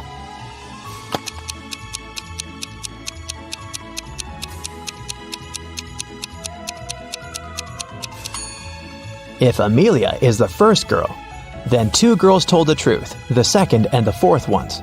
If Amelia is the second girl, then the first and the fourth girls told the truth. If Amelia is the third girl, then the first and the third ones told the truth. But if Amelia is the fourth girl, then only the second girl told the truth. So, Amelia must be the fourth girl. Esme was having a walk in the forest and got lost.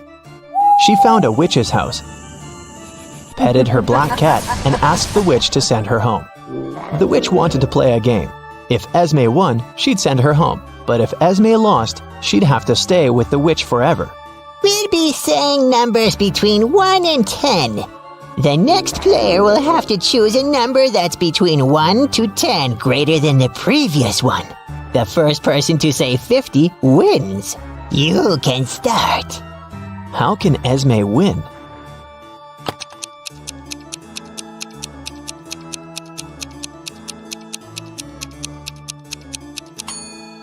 If she wants to say 50, she needs the witch to say a number between 40 and 49. So, before 50, she has to say 39. If she wants to say 39, the witch has to say a number between 29 and 38.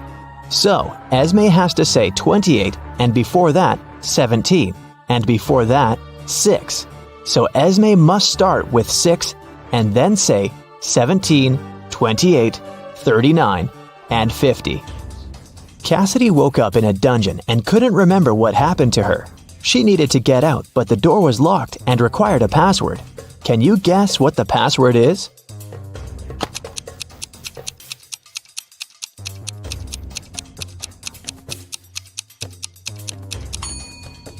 Every next number is made by moving the last digit of the previous 4 to the front. So, the password must be 4728. Mrs. Davies is an elderly lady telling a story of her life. After I lived 1/4 of my life, I got my first car. I married 1/12 of my life later. 1/6 of my life later, I started a business. 1/4 of my life later, I got my first granddaughter. She just turned 18. How old is Mrs. Davies?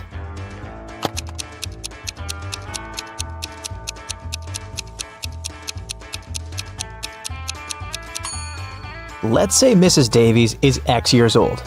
1/4 of her life, till she gets her first car, X is 4. Then we add 12 till her marriage. X till opening her business, 4 till the birth of her granddaughter, and finally 18 years from then till now. It should all be equal to x. If you solve this equation, you'll figure out that x is equal to 72.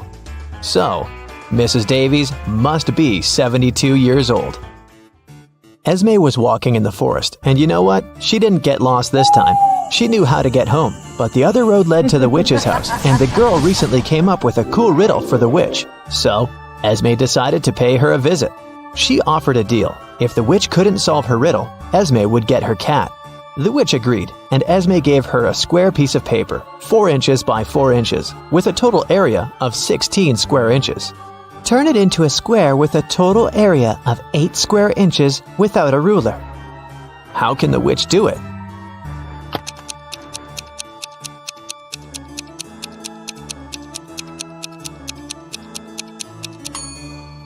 The witch should fold the 4 corners of the square towards the middle. This way, she'll get a square that is exactly twice as small as the original one. Apparently, the witch gets to keep her cat this time. There's a box filled with balls of different colors, 5 red ones, 8 blue ones, and 11 purple ones. Allison has a tricky task. Blindfolded, she has to keep picking up balls until she's sure that she has balls of at least 2 different colors. What's the minimum number of balls she should pull out of the box?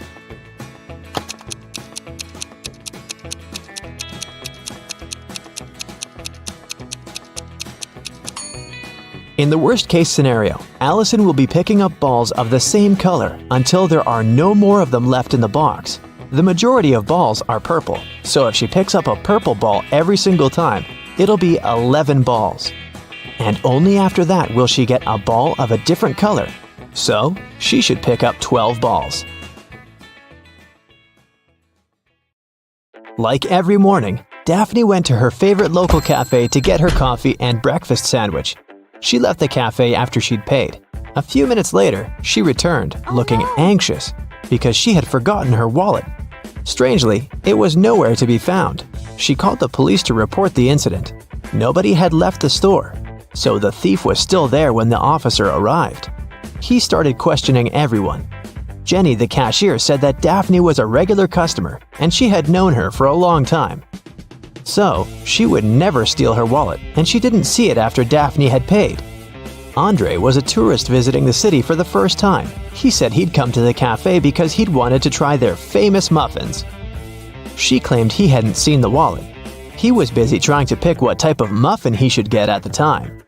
And Harry worked as a store clerk. He said that he'd come there to grab a coffee, and he didn't see the wallet because he was pouring milk into his coffee. So who do you think stole the wallet?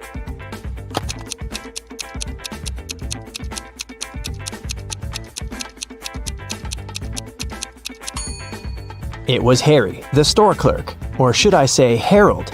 Do you see his name tag? He lied about his name when he ordered his drink. Also, even though he said he was pouring milk in his coffee, as you can see, it doesn't have any milk in it. Jessica was an aspiring actor, and she had a big musical theater audition that day. She left her house early in the morning to make it on time, but she had forgotten to take her sheet music with her, so she had to drive back. When she walked in, though, she saw her roommate lying on the floor unconscious. A nurse was standing beside her. She explained to Jessica that her roommate had been poisoned, but luckily, she'd had enough time to call an ambulance before she passed out. Jessica immediately realized something was wrong. She thanked the nurse for helping her friend and asked her if she could get her a glass of water or anything else. The nurse agreed, and Jessica hurried to the kitchen. There, she called the police saying, "There's a fake nurse in my house. She poisoned my roommate and tried to rob her." How did Jessica understand that?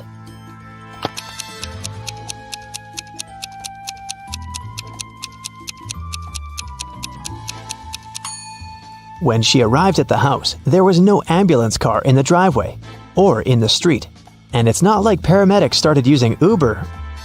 And you might have also noticed that the paramedic bag the nurse was holding was slightly open, and Jessica's roommate's jewelry was dangling out of it.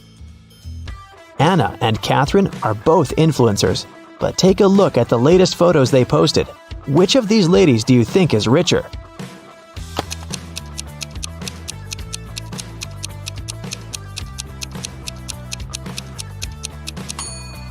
Catherine is richer, of course. Just look at the number of likes on her photo. She has 27,907 likes. Anna, on the other hand, has 9,837, which means that Catherine has way more followers and must be earning millions. Annie managed to buy presents for everyone except her dad. She knew what everyone wanted, but her dad was kind of secretive and not the talking type. He was also not great with technology and never bought anything online, so there was no way she could sneak into her dad's computer and check the saved items in his shopping cart. But he always liked to make lists in his little notebook, and Annie was sure she might be able to find a wish list there. So she sneaked into her father's office one day to look for the notebook.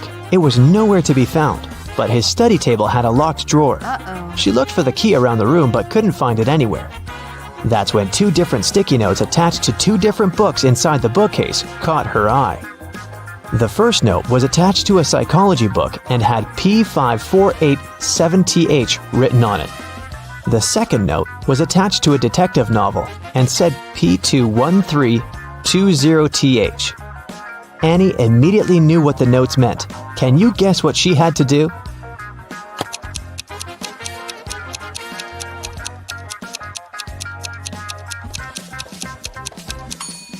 She had to open to page 548 in the first book and find the 7th word on this page. Then, she had to open page 213 in the second book and find the 20th word on that page. The words she found were under and desk. The girl immediately looked under the desk and found the drawer key taped to it. James was walking back to his apartment from work late at night. Suddenly, he was hit on the head and taken away. When he woke up, he found himself in a small room. He tried to escape, but the door was locked with a padlock. James tried to look for the key, but there was nothing in there but a window with strange-looking metal bars. Suddenly, he noticed something. It helped him to find the key. Do you see it too?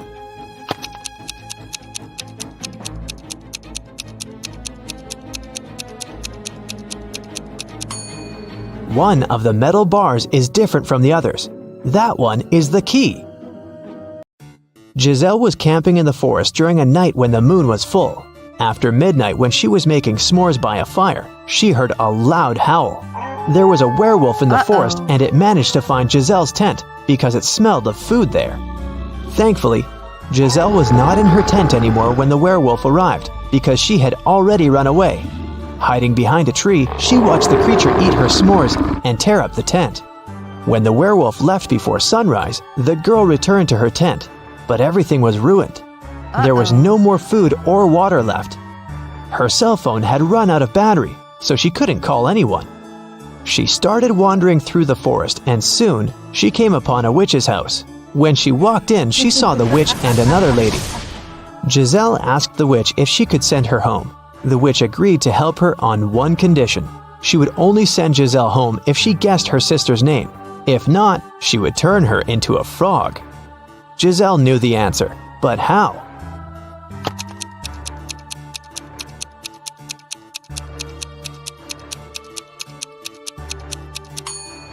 Did you notice that the witch's sister is wearing the same necklace around her neck as the werewolf? Well, Giselle did, and there's a name written on the necklace: Abigail. Zoe went to a security guard and reported that her gym bag was missing. She said she'd gone to the ladies' restroom after her dance cardio class. She was fixing her hair when someone came up from behind and pushed her. So she didn't see the person who had taken her bag. The security guard refused to check the footage from the security camera that was outside the restroom. Neither did he file a report. Why?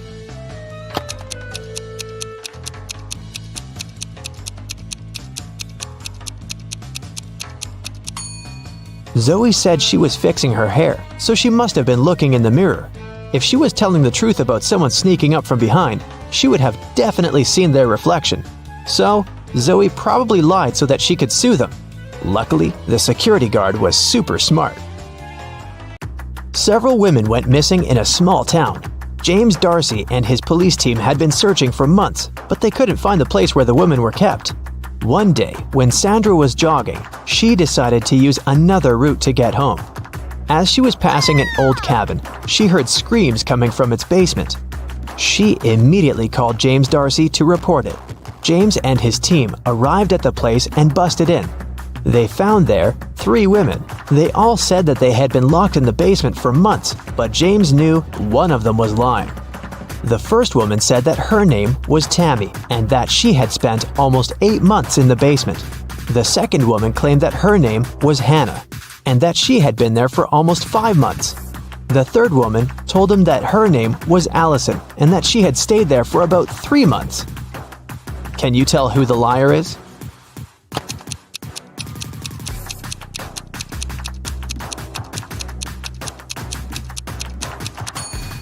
Allison is telling the truth. Look at her. Her clothes are dirty. Her hair is greasy. Her roots have started to grow out. She definitely hasn't seen daylight for a long time. The same goes for Hannah. But look at Tammy. She looks clean.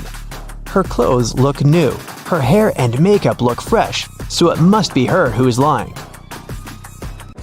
David spent his summer break at a science camp that was at a big space facility. When the summer break ended and school started, he told his friends from the science club all about his camp adventures. He said that at the facility, he had found a secret room. And in there was a time machine. He stepped into it and pressed some buttons to test if it really worked, and it did. He traveled through time and was able to talk to Nikola Tesla, Chuck Berry, and King Aragorn. But one of his friends immediately called him out for lying. How did he know that David made up this whole thing?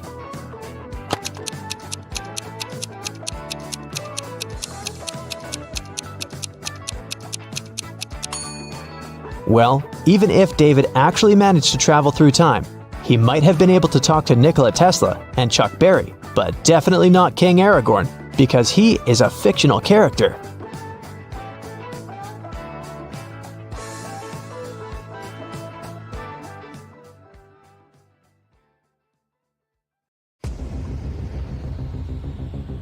Matt buys a new house. In the basement, he discovers 3 signed boxes and a note. It says that one of the boxes contains $1 million. The 2 other boxes are empty, according to the note. Only one of the 3 messages written on the boxes is true. On the first box, it said that the cash is not there. The second box has a similar message: the cash is not here. And the third box says that the cash is in the second box. If you were Matt, which bag would you choose?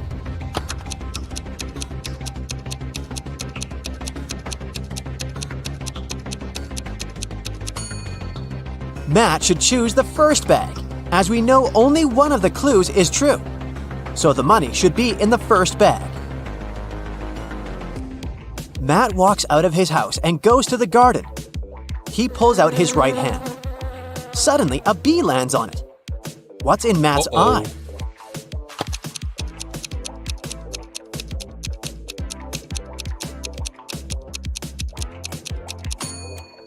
Beauty. Why? Because beauty is in the eye of the bee holder. In the garden, Matt takes 2 pictures. Can you spot 3 differences between them?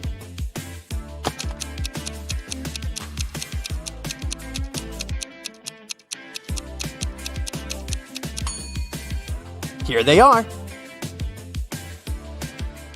Matt returns home and figures out that someone has broken into his house, and the thief has just left. How did Matt figure this out?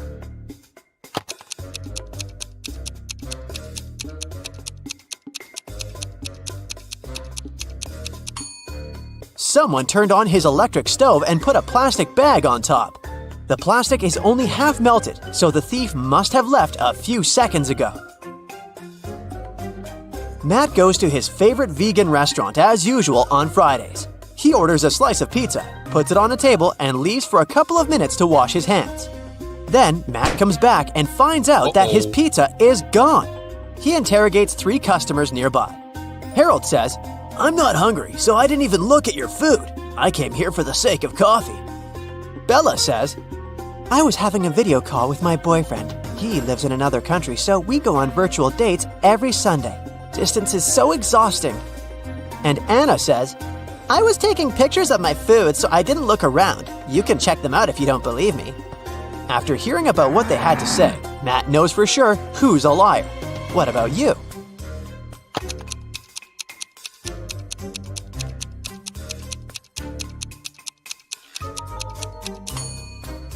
According to Bella, she goes on virtual dates every Sunday.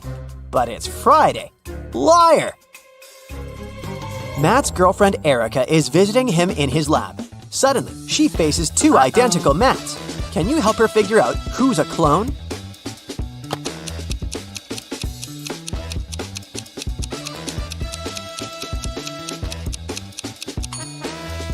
The guy on the right has a scar on his arm. Meanwhile, the clone doesn't have any because his skin is brand new. Matt goes to the mall and buys a bat and a ball for $1.10 in total. The bat costs $1 more than the ball. How much does the ball cost?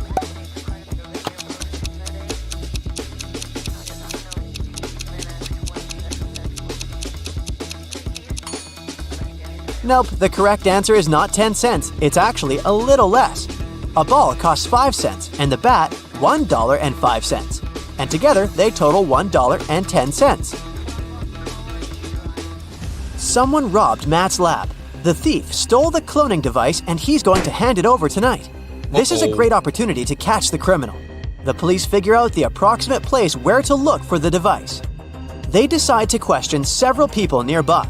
Greg says, "The garbage truck has just emptied the overhead trash cans."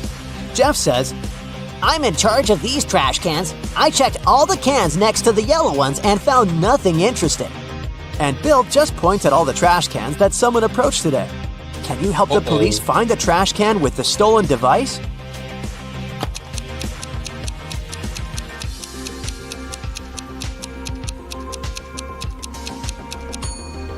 First of all, we need to calculate the top cans. And now let's check all the remaining trash cans which people were approaching.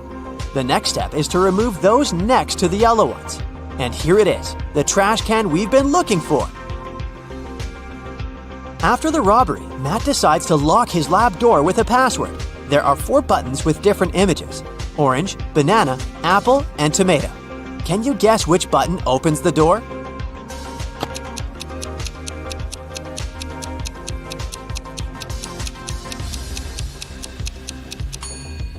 The odd one out is the tomato because all the others are fruits. So it should open the door. A priceless crystal disappeared from the local science museum. The thief left no trace behind. After analyzing the museum's security cameras, Matt invites 3 suspects for an interrogation. The security guard says, "I only left my post once during lunchtime. I can swear that the crystal was still there when I came back."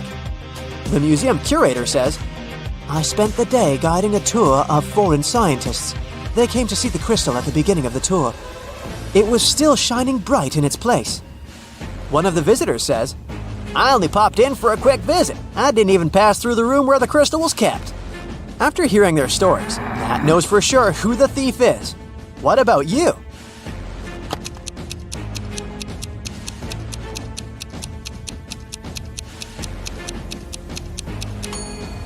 It was the visitor. He hid the crystal in his sleeve. Matt's brother, Greg, arrives at his house to eat together. He yells, "Matt, the microwave is on, and it's already defrosting our dinner!" Greg hears Matt's reply from the bathroom. "Could you please check the microwave and let me know how much time is left?" Greg grabs his phone and calls the police. He reports a dangerous situation involving his brother. How did he know?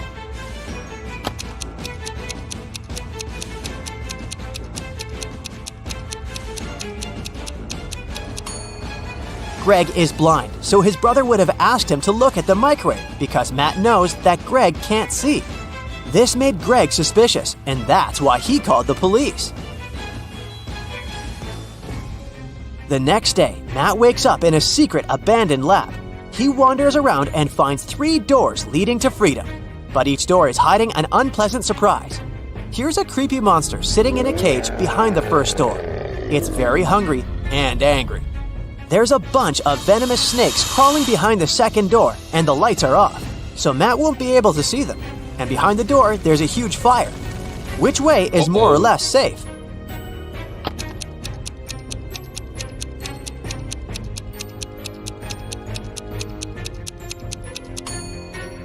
He should choose the first door. The monster is in a cage, so Matt can just pass by and escape. Matt manages to escape and enters the nearest gas station.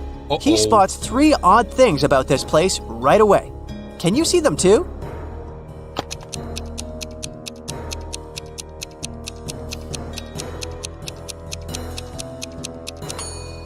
The poster with the engine oil advertisement offers a 0% discount. The cashier has an octopus tentacle instead of hands. See this package of chips? It says they have the flavor of spiders. That's weird. The cashier agrees to help Matt get home if he manages to solve his riddle. I came first on Earth, but second in heaven. I also come twice a week, but I'm found just once a year. I stay away for months, but you can find me in February. What am I?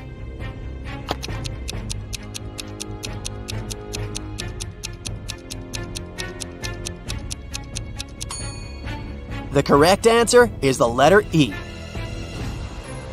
Matt returns home and finds out that someone has left homemade cookies on the kitchen table.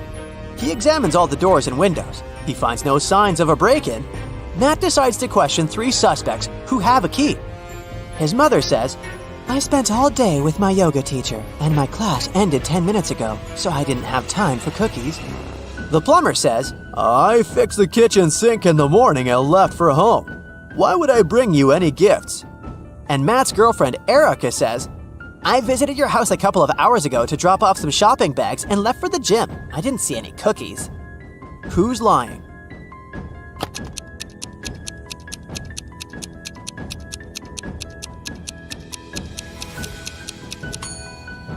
The plumber. Take a closer look at the kitchen sink. It has no tap. Therefore, he lied. Matt is walking in the local restaurant and gets lost in a maze. He has only 15 seconds to get out before it starts raining. Can you help him find the right direction?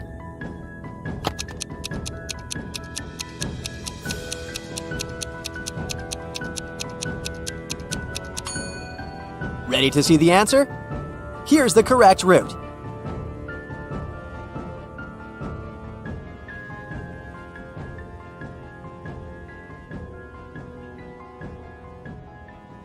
Hey, let's check if you could make a good detective. How about a warm-up task? Look at the photo of these friends hanging out together. They are 3 couples. Each consists of a girl and a guy. What's your guess? Who dates who?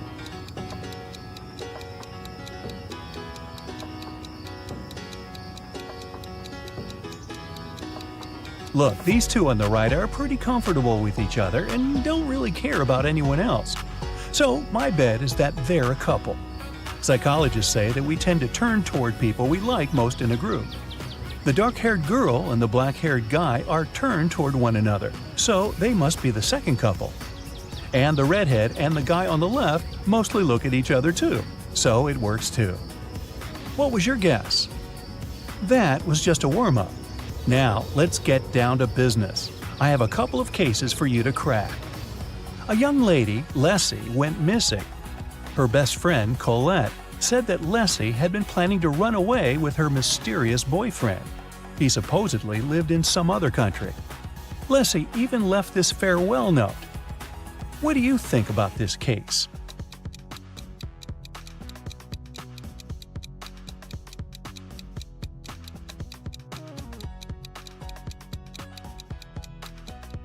If you think that the note is suspicious, you're right. The first letters of each line form the word save. Maybe Leslie was forced to write it and left a hint. I think that the police should work more closely on this case.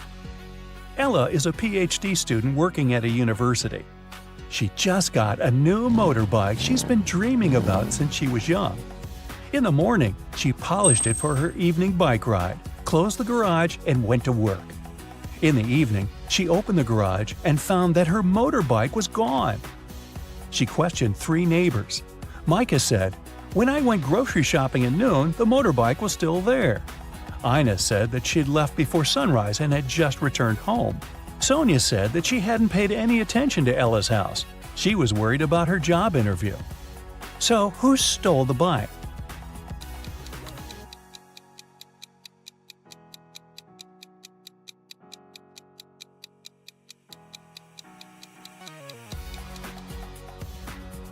Micah.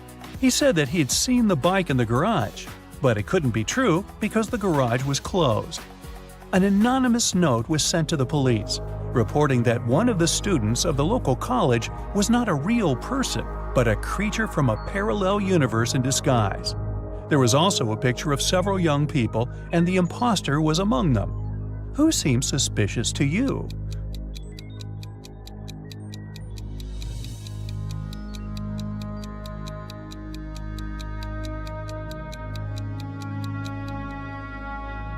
Look, there's a mirror in the back of the room reflecting every person.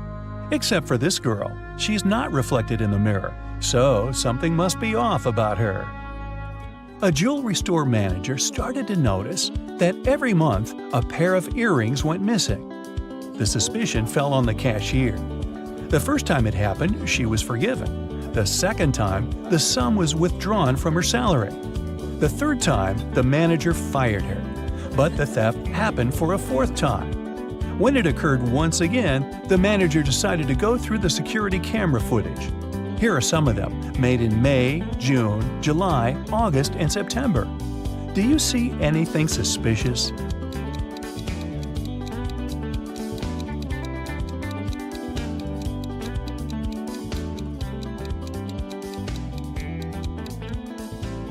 On each of these recordings, there's a man with a cast. If he really had his arm broken, it'd heal in a month or a couple of months max. But it's been 5 months, so the cast is obviously fake, and he's the thief. I think the cashier should file a wrongful termination suit, but I digress. Venus was expecting her delivery, but it was running late because of heavy rain. She had to go to work, so she asked her boyfriend, who had a day off, to get it from the post office for her. When Venus came back home, her boyfriend said that he had just been to the post office, but the package hadn't arrived yet. Venus understood that her boyfriend hadn't gone anywhere. How did she figure it out?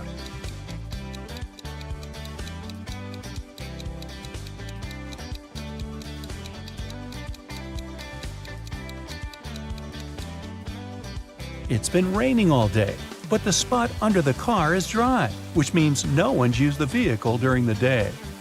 Dr. Roberts, one of the best surgeons in the country, came to his insurance company and said that he had been robbed right in the street.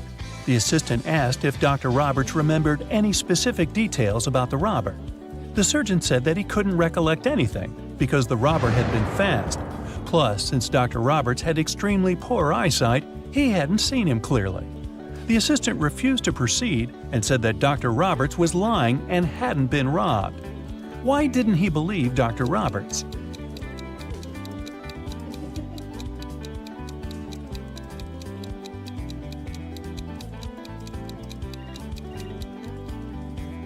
Dr. Roberts is a surgeon. Surgeons usually have excellent eyesight. So why did a highly paid surgeon need the insurance money? There was a grand ball organized in honor of Ms. Dell's birthday, and half of the town was invited. Suddenly, the lights in the entire building went off for a couple of minutes. When the lights came back on, Ms. Dell's beautiful diamond earrings were missing. The main suspect was her distant cousin, Sylvia. But the girl said that she had been in the bathroom fixing her makeup. She didn't even notice that the lights had gone out because she'd been busy. Who is lying, Ms. Dell or Sylvia?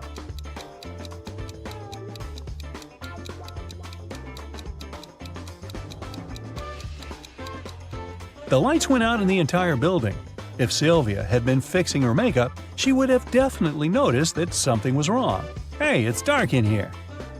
In a parallel universe, it's only allowed to have fun and eat candies. No one ever reads or studies. Mrs. Relham came back home after a long day at the club. Her 3 daughters had been staying at home. The woman asked them what they had been doing. Hannah said she'd gone shopping for a new board game and then spent the day playing it with her friends. Elle said that she had been partying with her classmates in the pool. Ava said that she had been binge-watching TV shows all day and eating ice cream. Mrs. Relham could tell that one of her daughters lied. Who was it?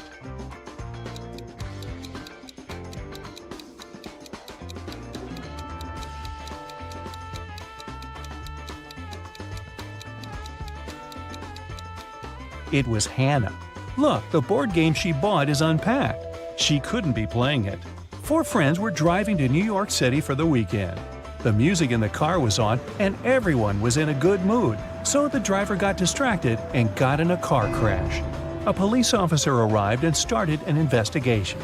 He asked the guys who had been driving, but no one wanted to take the blame. Then the officer inspected the car. Can you tell who was driving?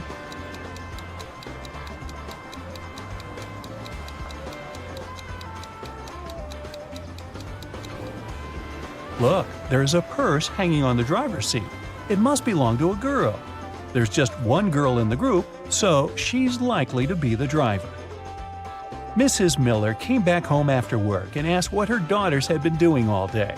They were all grounded and weren't allowed to leave the house or watch TV. Kaylee said that she had been doing housework and had just finished cooking pizza for dinner. Ellery said that she had been upstairs in her room reading.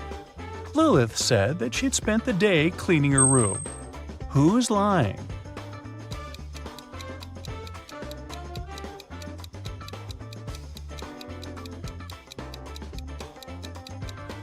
It's Kaylee. She said that she had made this pizza herself. But why is there a pizza box in the garbage? She ordered the pizza and was probably doing something else instead. It was a cold fall day. Mr. Jones was at home drinking tea and reading his newspaper. He also peeked out of the window from time to time.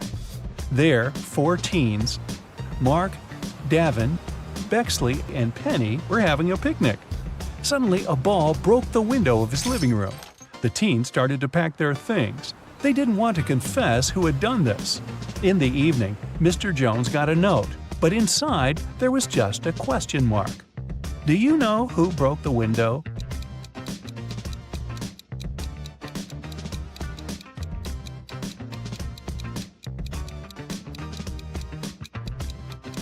The question mark is a hint.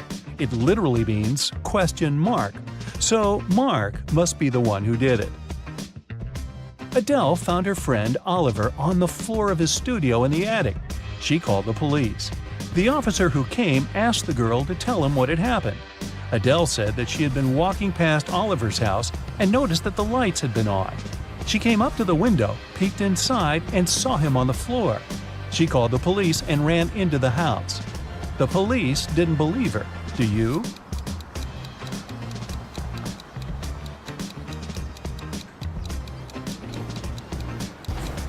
No, it doesn't sound right. The guy was in the attic. Adele couldn't possibly see him through the window, unless she was 20 feet tall. On Wednesday, a high school student, Layla, went missing. There are 3 suspects: Mrs. Adams, the director, Mrs. Smith, a school cook, and Mr. Jones, a cleaning man. Mrs. Adams said that she had a lot of work and spent the whole day in her office, never leaving it.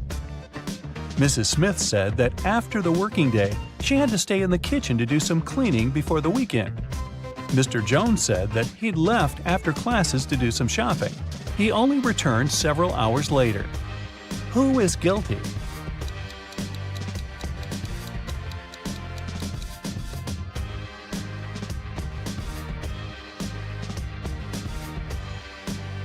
There's something suspicious about Mrs. Smith, the cook.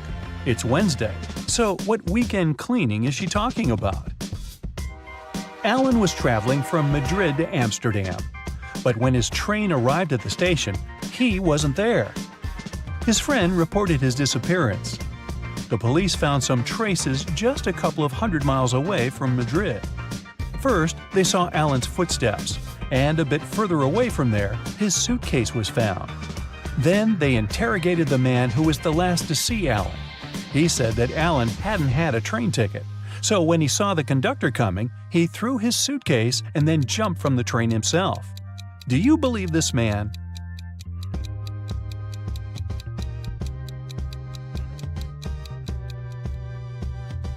If it were true, the police would have first found the suitcase and then Alan's footsteps. But in this case, we can conclude that the guy didn't jump himself. He was pushed off the train. How rude. Do you know what to do if you're being followed? Take our quiz on safety tips to see how well you're prepared. You're taking the quiet, empty street home after a long day at work. Suddenly, you hear footsteps behind you. You turn into another street, but the footsteps are still following you. What should you do? No worries, I got you. First off, you gotta make sure the person is really following you and not just going home in the same direction. How are you gonna do it? There can be more than one correct answer here. A. Try walking a bit faster to check if they're trying to catch up with you. B. Casually stop, pretending you're looking for something in your pocket, or have a shoelace to tie. C. Stop abruptly and ask the person, "Why are you following me?" D. Try to make a couple of turns to get to your starting position. If the person circles the area with you, they must be after you.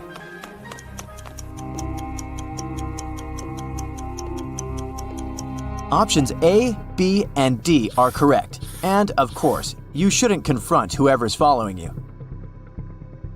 So, it's obvious that the stranger is following you. Don't panic, you'll need a sharp mind to lose them, and this group of people over there might help you. What should you do now? A. Yell help as loud as you can and run to them. B. Approach them and ask them to walk you home. C. Pretend that you know them. Say hey as they're walking past you and explain the situation and ask them to walk you to a public area from where you can get a taxi or go home to ask your friends to pick you up. D. All of the above options are okay.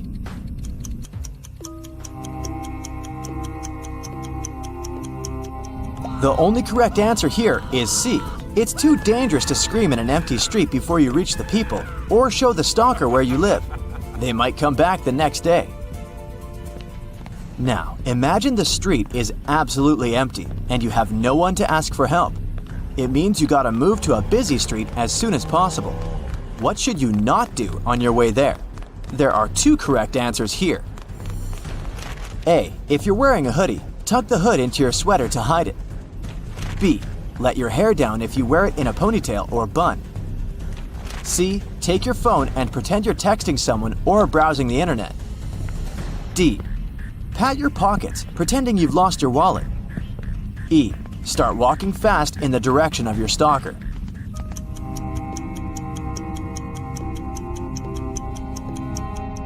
The two correct answers here are C and E.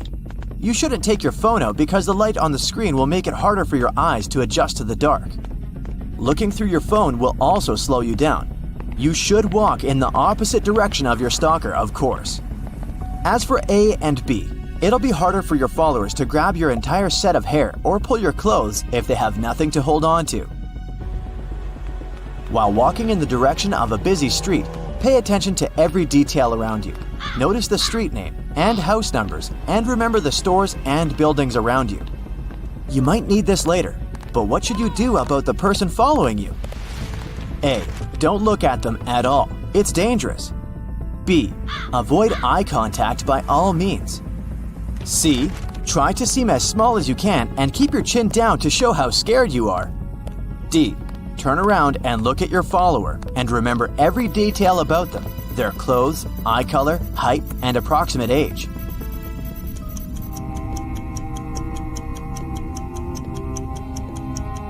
The correct answer here is D. Of course, you need to study the follower in detail to be able to give an accurate description of them later. Establishing eye contact will send them the "I see you" message. Your confidence will make them really uncomfortable and probably even make them reconsider their plans. Going after someone who has their head up takes a lot of courage, and pursuers aren't usually that brave. Okay, not to freak you out or anything, but what if that creepy person approaches you and asks for something? What should you do in this case? There will be more than one correct answer here. A. Keep consistent eye contact. B. Engage in a conversation with them. If they ask you how to get somewhere, explain it in every detail. C. If you're carrying books or shopping bags, be ready to drop them as soon as you feel something's off. D. Don't stay quiet. Make a fuss as you try to leave and yell "fire" instead of "help."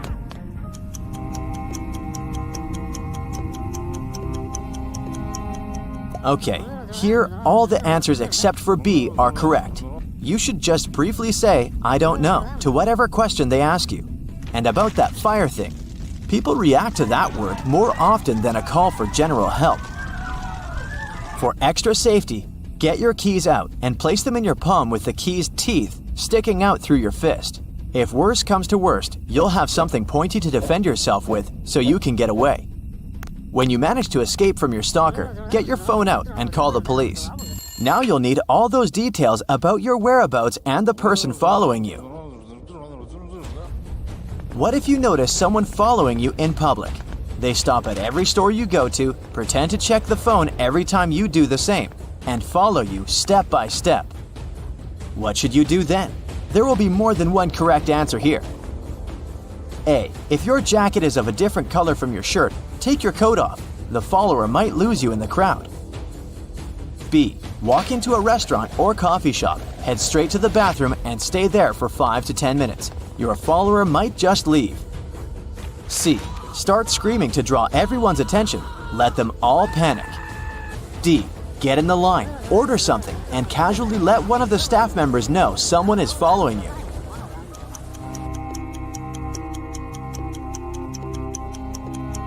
Panic has never helped anyone, so C is the only wrong answer here. You should just inform the staff there's a problem and let them keep an eye out for you. Then, you sit down with your order and message your friends or family that you need them to come and take you home or keep you company. Let's imagine a different scenario. Someone might be following you by car. You slow down and they slow down. You turn right and they follow you. You speed up and they do the same. But still, you gotta be sure they're after you. How will you do it? A. Stop abruptly while passing by the traffic lights. B. Roll down your window and scream, "Help." C. Drive home immediately. If the car follows you, it's clearly not a coincidence. D. Make 3 right turns around the block.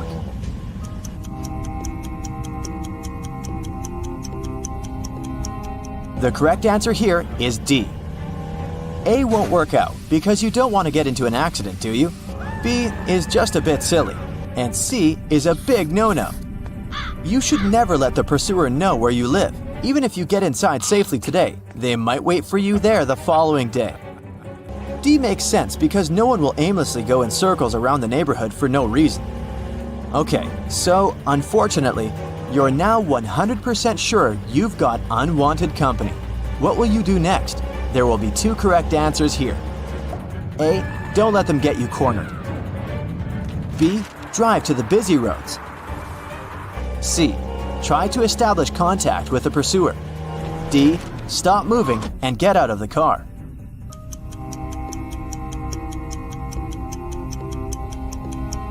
A and B are what you should do. You always need to have some room for maneuvers, and it's easier to escape on a busy road. Don't let the pursuer know you're aware of them. They might distance themselves from you, and it will be more difficult for you to remember the important details about them. Don't get out of your vehicle, lock all the doors, and roll up the windows. If they're still following you, call the police using hands-free tech, drive into a car wash, and call from there, or drive directly to the nearest police station. So, if you answered at least 5 of the questions correctly, you're all good. You won't panic, as you know exactly what to do when someone is following you. If you had difficulty answering the questions, you might want to revise the safety tips from our videos. It's vacation finally. You can buy a ticket to an unforgettable island full of entertainment. The helicopter takes you there. Unfortunately, you won't be able to relax much because you need to solve puzzles in addition to having fun. And at the end of the video, count how well you went through it. You're going to have fun all day. Challenging riddles require concentration and attention, but you want to solve them in a relaxed way this time. Enjoy! The first thing you do is go to a beach party. Sun, ocean, hot, white sand. You take a soda and go dancing. All of a sudden, the music stops. You ask the DJ what happened. "Someone pulled the wire from the speakers," she says. You go behind the stage and see 5 cords. All of them have different colors. 2 of them need to be inserted into the speakers. Which ones? Hurry up, save the party!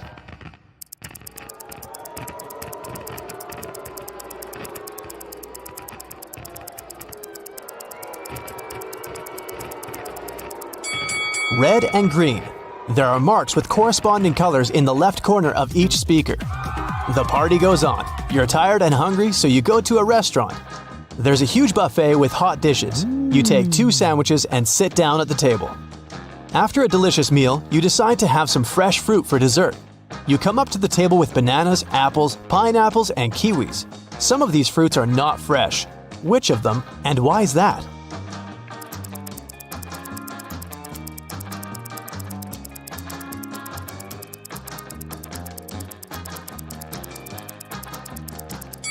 All the fruit trays are almost empty, but there are a lot of kiwis left. People don't take them since they're not very fresh. After lunch, you go to the beach. The sand is so hot that you can fry eggs on it, so you put on your shoes. You see a group of people playing volleyball. You want to join them, get closer, but the game field is empty. Was it a mirage, or did the people leave the spot so quickly that you didn't notice? What do you think?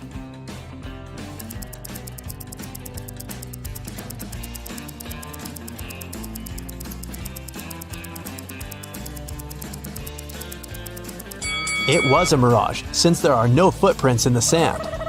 The sun is hot, and you decide to go into the jungle to hide in the shadows. You go out into a wide clearing and see several people sitting in the lotus position. It's a meditation session. People relax with their eyes closed and do not see that you've come. You carefully sit down next to them and realize that something is wrong with all these people. What is it exactly?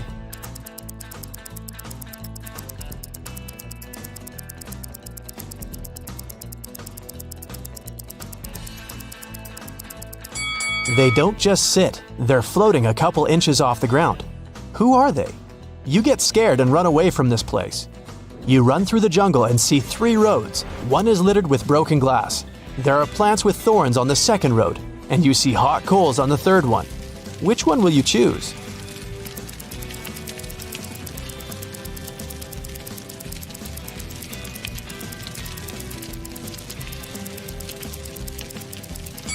Actually, you can go everywhere. You put on your shoes on the beach, remember? In the very center of the island, you find a big old house. Its roof is destroyed and the windows are broken. But there's music coming from the building. You look inside and see a group of people in raincoats dancing to techno. You join the party and notice that each person has long fangs peeking out of their mouth. The dancers turn to you and look unfriendly. At first, you get scared, but then you realize these people are only pretending to be vampires. Fangs and cloaks are part of the masquerade. How do you know they're not vampires?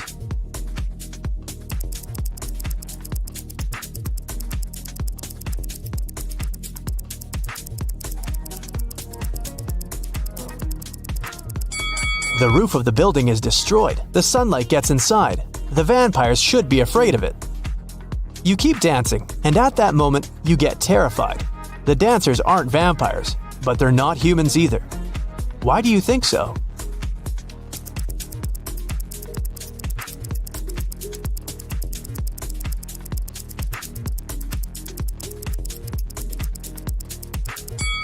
There's a mirror on the wall, and only you are reflected in it. You run out of the building and go through the jungle. White pigeons fly past you, and in the distance you can hear people's voices. You make your way through the bushes and find yourself at a wedding ceremony. People are sitting on the chairs. A bride, a groom, his friend, and 2 bridesmaids are standing in front. Everything seems fine, but then you realize that one of these people is an alien. Who?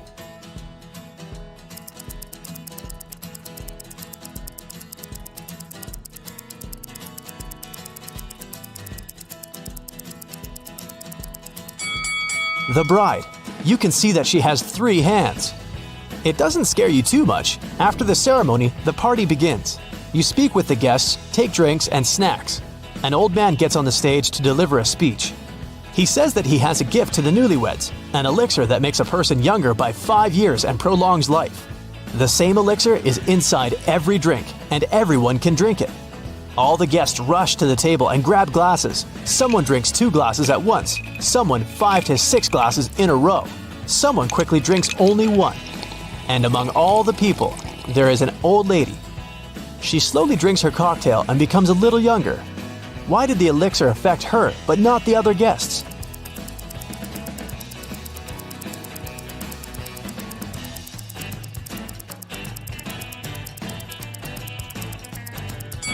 The elixir was in ice cubes. The old lady drank for a long time, and the ice in the glass had time to melt. You leave the party and continue exploring the island. Ahead, you can see a tunnel with a warning sign. Beware the phantom inside. A guy and a girl come up with you. They offer to run through the tunnel to check if there are really ghosts there. So it won't be scary, you all run holding hands with each other. The girl is in the middle. It's cold and slippery inside the tunnel. You can't hear anything. You're approaching the exit and finally got out. It was a little scary, you say. It's good that I was in the middle, said the girl. Me too. I wasn't afraid, says the guy. At this point, you realize there was a phantom inside the tunnel. How did you figure that out?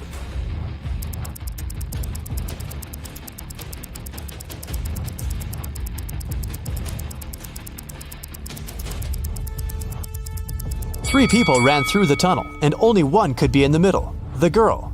Whose hand was the guy holding? You get scared and leave this place. Evening. You go back to the hotel and see that it's on fire. There's a fire on your floor. You run inside. Fire is everywhere. You have two valuable things that you want to take away. A small safe with documents and money and a laptop with your work. You need to choose one thing.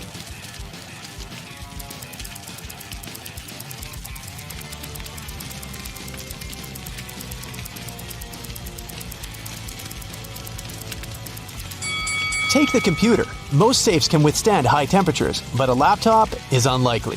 You can find your safe after the fire. You've got a different room on the 10th floor. It's spacious with an ocean view. You're about to go to bed, but someone is knocking on the door. It's the administrator. She says there's a snake in your room, but you need to find it. Look around and find the reptile.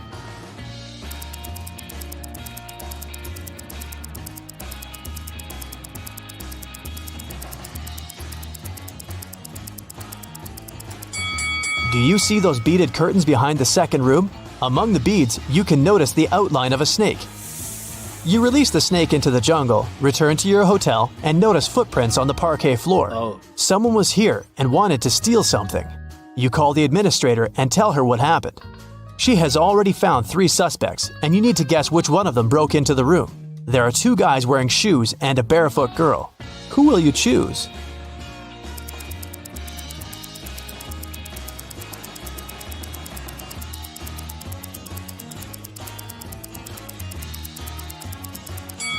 The girl couldn't leave these footprints. The guy who's standing next to her has soaking wet clothes on. His feet are also wet, but he has put on his sandals to hide them. The footprints in the room were wet. The second guy's clothes are dry. The girl's clothes are dry too, which means the guy wearing wet clothes got into your room. You can't fall asleep in the new room. It's already 3 a.m. and you decide to take a walk on the beach. Suddenly, you hear some noise. A beautiful girl is standing outside the window.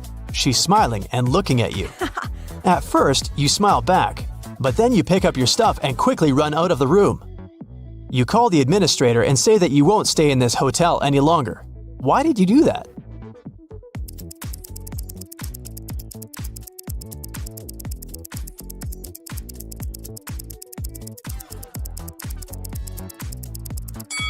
Your room is on the 10th floor.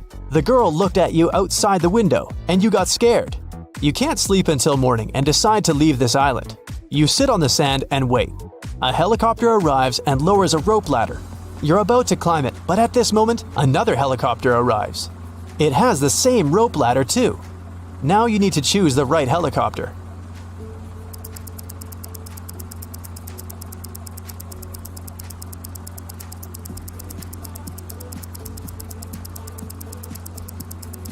Take a closer look at the pilot of the first helicopter.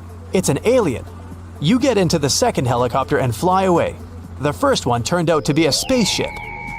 Your vacation has come to an end, which means it's time to see what you've achieved. 0 to 4 points. Try to solve more logic puzzles and you'll be able to do better. Or maybe you just decided not to strain yourself too much and relax on this vacation. 5 to 8 points. Not bad. The party and the celebration atmosphere didn't dull your attentiveness and resourcefulness. But you can do better. 9 to 12 points. You were able to relax because you not only had fun, but also trained your brain.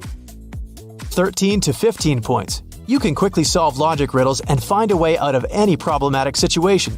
But don't forget to rest and relax your mind. So, riddle me this.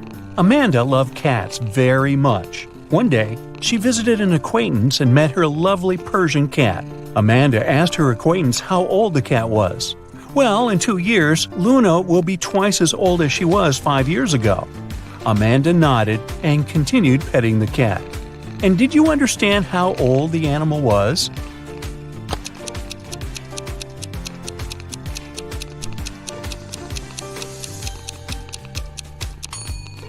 Luna is 12 years old. That's an old kitty. Look at these 3 friends. They seem to have gotten into a trap. They're hanging upside down in the air with their legs tied. On the ground, under the blonde girl's head, there are several venomous snakes. Under the head of the girl with red hair, a fire is burning. And on the ground, under the guy, there are a couple of scorpions. How can these guys escape?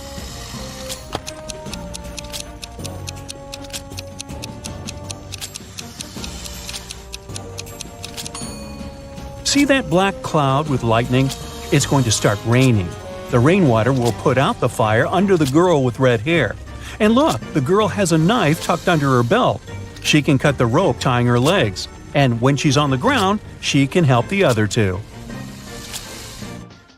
Hannah was running a marathon. Right before the finish line, she outran the person who was running in second place. The woman was happy she was going to win. But in a few seconds, she got very disappointed. Why?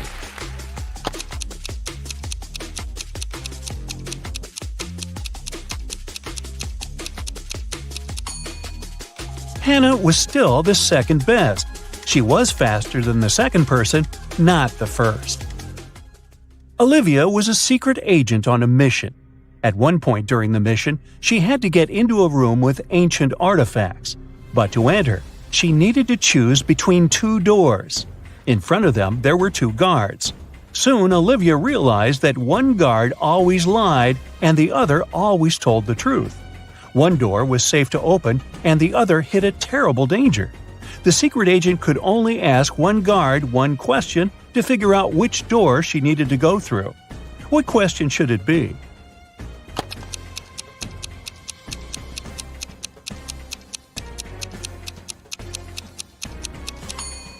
Olivia should ask, if I asked the other guard which door was safe to open, what would he say? Both guards will point at the door that hides some danger. The lying guard, because he's, well, always lying, and the guard who tells the truth, because that's what the lying guard would tell Olivia. So the woman just needs to open the other door. Liza was working as a teaching assistant at a college. One day, she had to look after a group of students who were writing an exam. Liza knew some of them were going to cheat, and indeed, soon after the exam started, the girl spotted one person who was cheating. Who is it?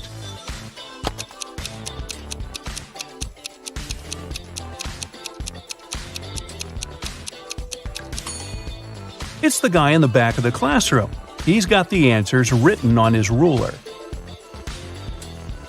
Can you figure out which of these 2 watches is real and which is just a toy?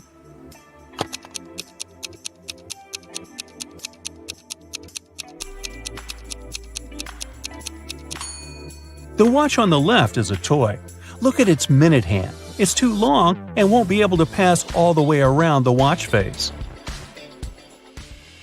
In a small village, there were 4 people who were suspected of being werewolves.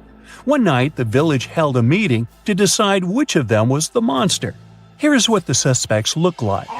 This person has long, sharp fingernails and is known for being able to run extremely fast. This person has long, sharp teeth and is known for being able to see in the dark. This person has wild, unkempt hair and is known for being able to jump high.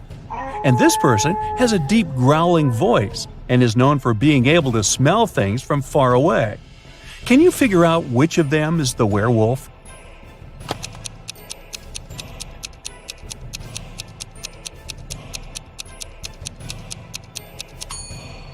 Suspect B is the werewolf. The description of long, sharp teeth and being able to see in the dark are both typical characteristics of werewolves in mythology and folklore. While the other suspects have unusual traits as well, they are not necessarily associated with werewolves.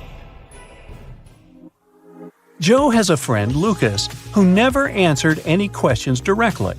Once, Joe sent Lucas a message inviting him to join their common friends in a cafe. Lucas's answer was kind of weird. Sorry, no money, JOBINJOB. Luckily, Joe knew his friend well enough to understand what he meant. But can you figure it out?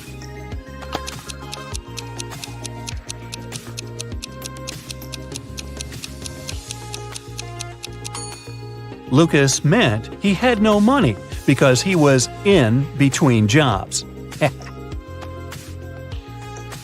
Look at this bizarre wedding. What do you think? Why are these people, who are about to get married, wearing black balaclavas?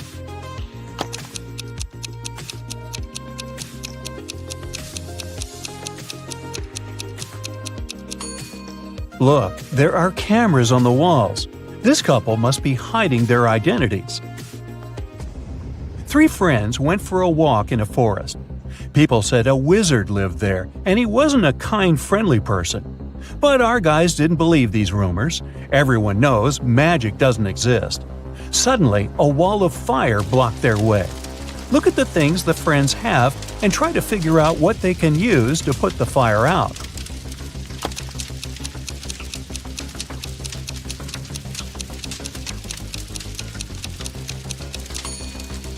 They could use this bucket to bring some water from that puddle, but it wouldn't be enough to put out such a large fire.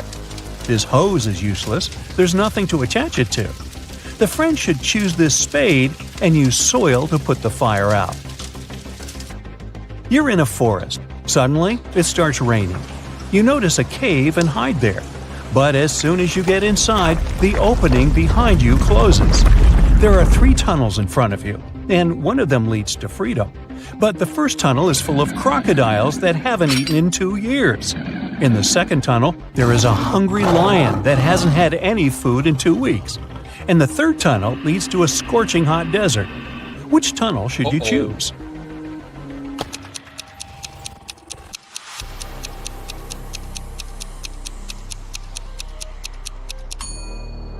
You should wait until the desert cools down at night and follow the third tunnel. As for crocodiles, yes, these animals can indeed live without food for up to 2 years. Lions can also survive for 2 weeks without eating anything. But before you get a chance to leave the cave, you hear some deafening noise. It's a landslide. The tunnels end up blocked, but you now see 3 other passages. A fire-breathing, wait, is it a dragon? Is guarding the first passage. The second passage is filled with hundreds of poisonous cacti growing there. Their spines are covered with an extremely toxic substance. And in the third tunnel, you can see the red eyes of some very hungry wolves. Which tunnel can lead you to safety?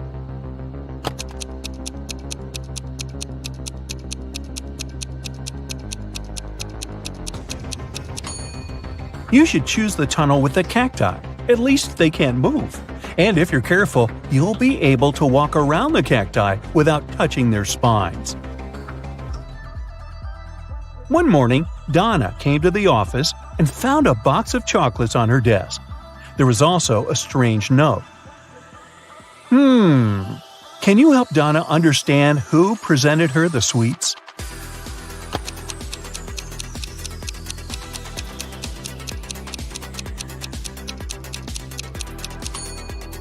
Her secret admirer is Ryan. Those are not dates. The number actually means the needed letter in the name of the month. A man told his boss, "Don't take your planned flight today. I had a dream last night that if you do, it might end badly. Your plane will crash." The boss fired the man. Can you figure out why?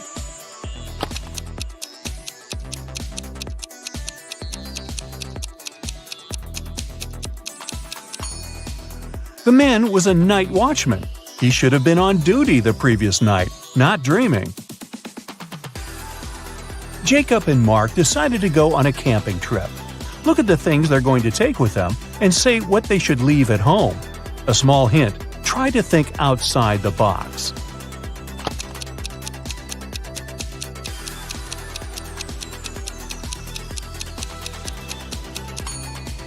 Look, a tent, game, rice, lamp.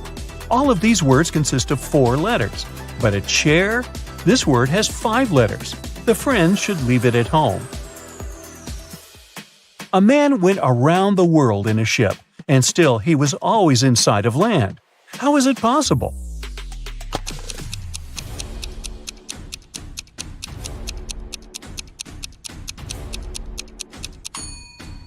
The man was in a spaceship orbiting Earth. Hannah's birthday is on January 23rd, but she always celebrates it in the summer. Why?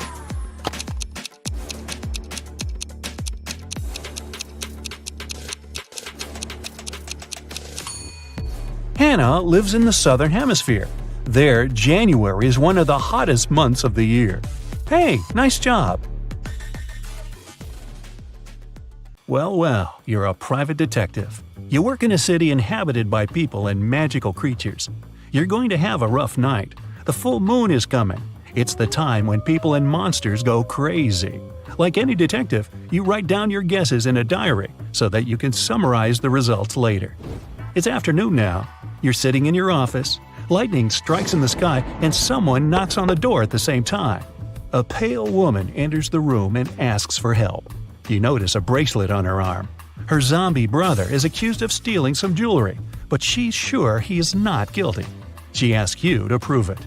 You arrive at the store. On a broken display case where the jewelry used to be, you notice fingerprints. There are 3 suspects: a werewolf, an elf, and a zombie. Which of them is the thief?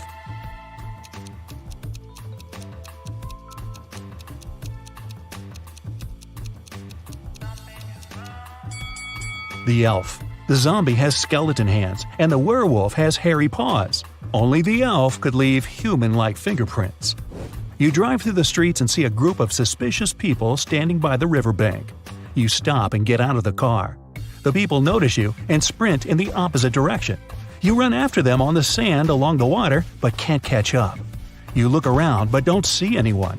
Then you figure out it was your hallucination triggered by long sleepless nights. How did you figure that out?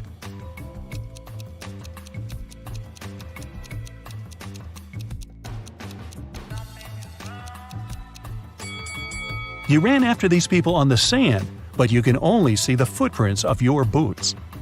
You're walking back to the car and hear some screams coming from the water. A woman is calling for help.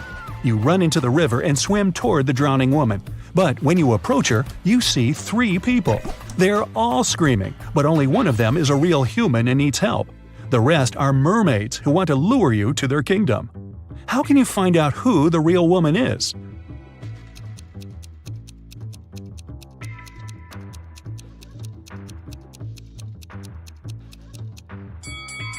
Dive and check who has a fishtail. You save the woman and go to the car. It starts raining.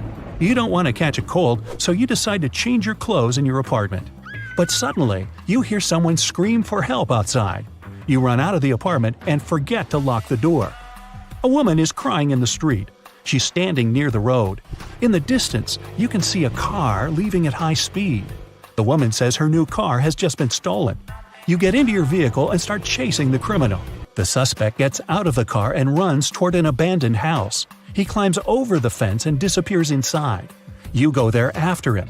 In a small hall, 5 zombies are walking in different directions. But zombies don't drive cars. One of them is the thief pretending to be a zombie. Who is it exactly?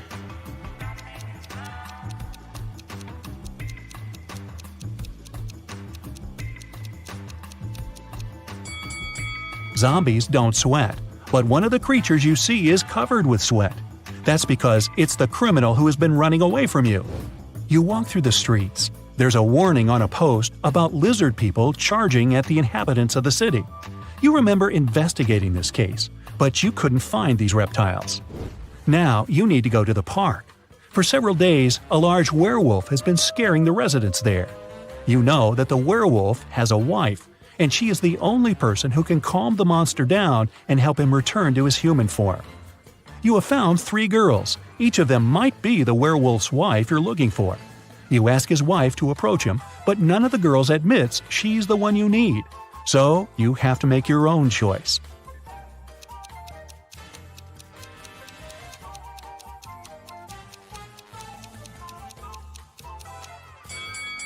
Do you see some wool on this girl's clothes?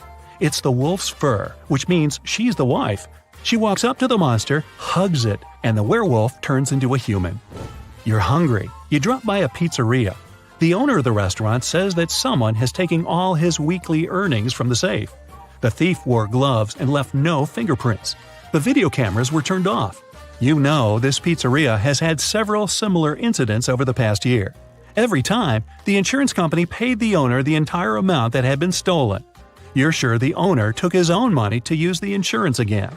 Take a look at the office and prove that the owner is guilty.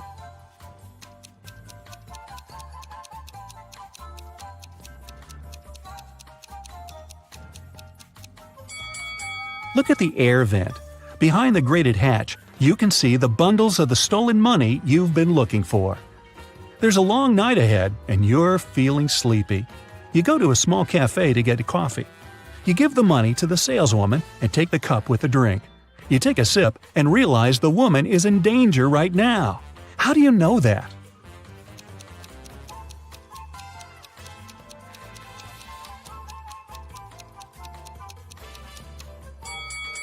"Help me" is written on the cup she's just given you.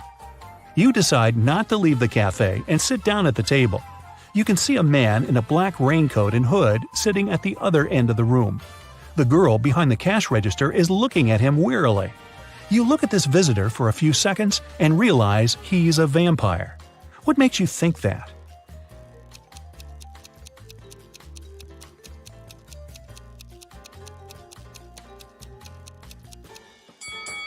It's night outside. You can see your reflection in the window.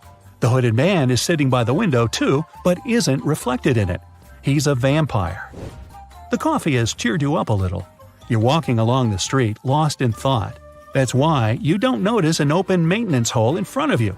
You fall and find yourself in a dark sewer. Phew! Fortunately, you're not hurt. Shh! You can hear some noise at a distance. You turn on your flashlight and slowly walk forward. Soon, you come across a cage with several people inside. They say a mad scientist caught them and put them in this cage to conduct experiments. You need to free the prisoners. But where can you find the key? Carefully inspect the laboratory.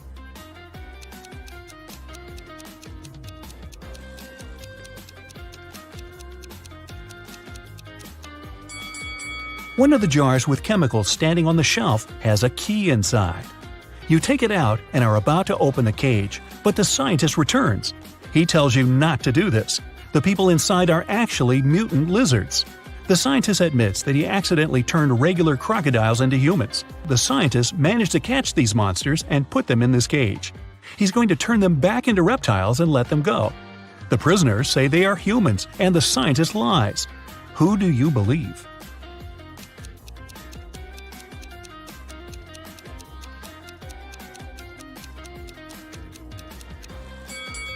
You decide not to open the cage.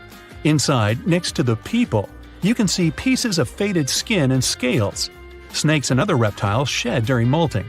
You believe the scientist, and he promises that he will soon fix everything. You're back in the street. It's as dirty and uncomfortable here as in the sewer. Nearby, a bolt of lightning strikes something. You hear someone screaming and run there. A multi-story building is on fire. An old lady is crying. She's left her cat in the apartment. Firefighters may not be able to save it, so you decide to do it yourself. You go up to the top floor using an old fire escape. It collapses behind you. Fortunately, you manage to jump into the window. You're in the old lady's apartment. Several floors lead to different rooms. You don't have time to check each of them. The fire is getting closer. Where is the cat?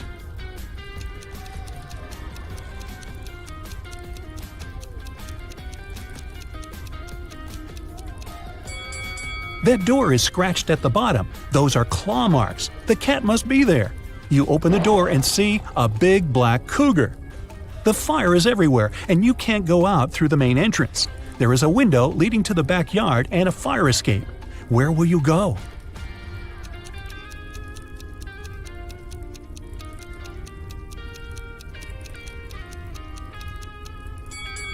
The fire escape collapsed when you were trying to get into the apartment. In the window, you see the tree. It has stopped raining, but it's already morning. Tired, you reach your apartment. You turn the key, open the door, go inside, and realize that someone is here. How have you found out?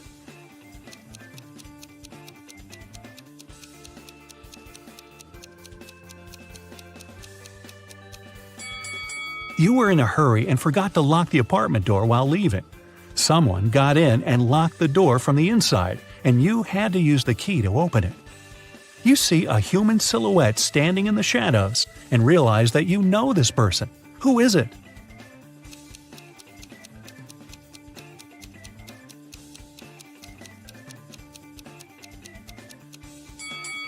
It's the woman who asked you to help her brother. She was wearing a red bracelet. The silhouette has the same accessory. I came here to thank you in person. The door was open, but you weren't at home, the woman says. She asked, how many puzzles have you solved tonight? You realize it's time to look at what you've got. 0 to 3 points. It's too early for you to go out to patrol the streets of a dangerous city and help people. You need more experience. Practice and solve more logical puzzles. 4 to 8 points. Not bad. You've solved more than half of your cases. The city is grateful for that. 9 to 11 points. You're one of the best detectives in this city. Every day you help people, but you feel that you can do better. 12 to 14 points. The sirens of police cars, screams, suspicious faces in dark alleys. You can't live without it, and the city can't live without you. You board a small plane. Nice. You're the only passenger on board. In a few hours, you'll be sunbathing on the beach, sipping something cold and refreshing. But before that happens, you'll face an epic test to see if you've got the kind of survival skills you need to survive in the wild. Count up your right answers and see what it all means at the end of the video. You fasten your seatbelt and fall asleep just before takeoff. Suddenly, turbulence. You wake up from a dream where you were an octopus in an earthquake. The plane's shaking, your luggage falls out of the overhead. This is serious. You strap on an oxygen mask and notice a flash of lightning outside. A second later, you see another flash. But this time, it's your plane's engine. It's on fire. You're falling. The screeching of ripped metal, screams, and then darkness. You pass out. After a few seconds, you open your eyes and find yourself falling from the sky. Okay, get it together. You unfasten yourself from the chair to stop spinning. The first rays of sun appear over the horizon, and down below, you see a dense forest, a green field, and a small pond. By stretching out your body, you can change direction, you can steer. So, where are you going to land or crash? You have 3 seconds to decide. The best answer is the forest. A fall into water from that high up would hurt the same as falling flat on the ground. But tree branches can soften a fall. You plummet into the forest and lose consciousness. Day 1. Awake. Your whole body aches. Fortunately, you're not injured and you can even walk. Those branches saved your life. Yeah, this is a fairy tale. Now, where to? You don't have a map or a compass. Then suddenly, you hear the sound of a river. You need to choose a direction. Here are the options. Walk in a straight line. Find some moss on a tree and walk in the direction it's growing. Find the river and walk along it. You have 10 seconds to choose.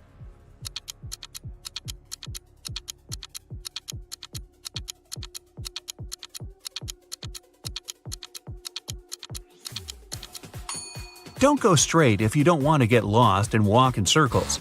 Navigating by moss? Yeah, I just made that up to mess with you. You should go along the river. It'll lead to a pond or a lake, and there might be people there, or a road, or some signs at least. Day 2. You make it to a lake, but there's no sign of civilization. Now what? Maybe head back up the river? Along the way, you pass out again.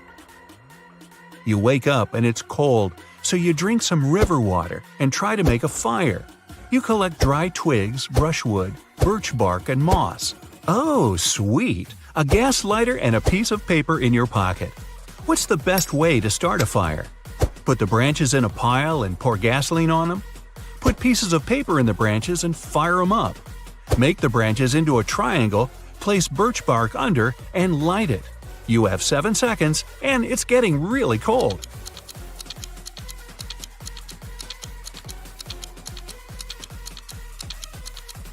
Don't pour that precious gasoline on the branches. It'll burn out too quickly, and those fumes are bad for you. The paper will burn off too fast, and the wood won't catch fire. The triangle of wood will let air pass through it. That's the key. Fire and air, a match made in heaven. Get it? Match? Okay. Day 3. You finally get warm, drink some water, and continue along the river. Uh-oh, you haven't eaten anything for 3 days. Gotta get on it. You don't know how to fish, so you go into the forest to find some food. You have a few choices. Berries, they look delicious and seem pretty juicy. Ants, mushrooms. You have 7 seconds. Choose wisely.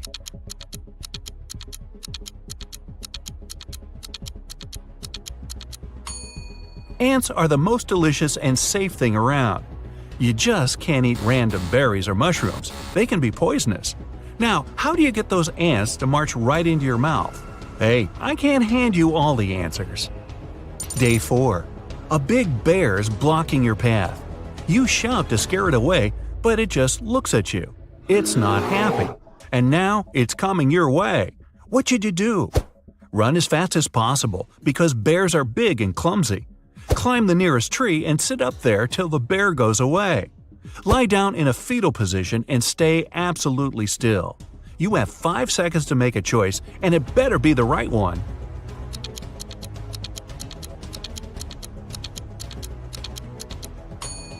Bears are fast and can climb trees like they're oversized squirrels. The right decision is to pretend to be asleep. The bear will see that you're not a threat and probably will pass you by. Day 5. Heavy rain starts to fall. You need to hide under a tree, build shelter, and make another fire. Which of these 3 trees should you hide under? You have 7 seconds before you're soaked to the bone.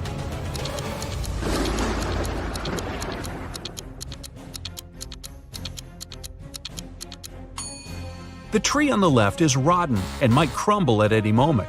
There's a snake crawling in the tree on the right. Venomous or not, it's not worth the risk. The tree in the middle is perfect. Day 6. Your stomach starts to rumble. Those ants weren't exactly filling. You decide to catch a fish at all costs. Aha! You could use a piece of your clothing as bait, but where can you find a fishing rope? You have 10 seconds for this one.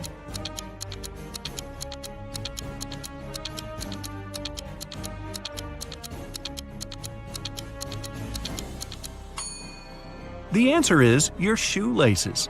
They should be enough if you tie them together. After a long day of fishing, you finally catch one. Aha! Sushi! Day 7.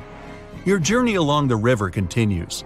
Up ahead, you see that the river splits into 2 smaller streams. Decision time, left or right. This could mean life or not. You have 7 seconds to decide your fate.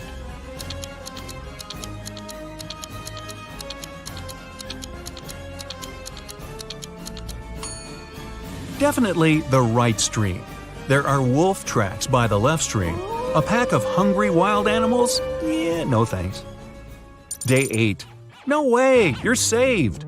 In the distance, you can just make out the roof of a big house. You run over and tragedy. The house is totally abandoned and almost destroyed. But you still decide to go in. In the hallway, you see 3 doors. There's a sign with snakes and spiders on the first door. The second door also has a sign, a pit with spears at the bottom. The third door has a lightning bolt sign on it, probably some high voltage stuff going on in there. Which room should you choose? I'll give you 10 seconds for this one.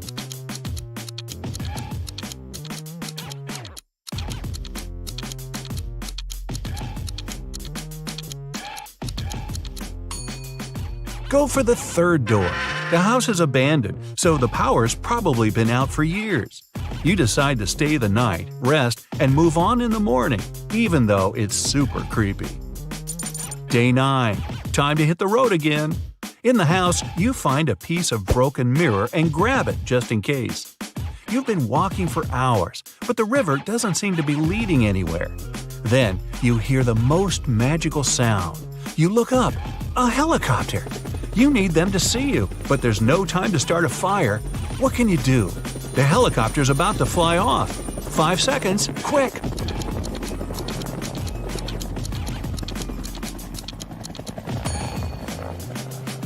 Grab that piece of mirror. You can reflect the sun off it and try and direct the light at the helicopter.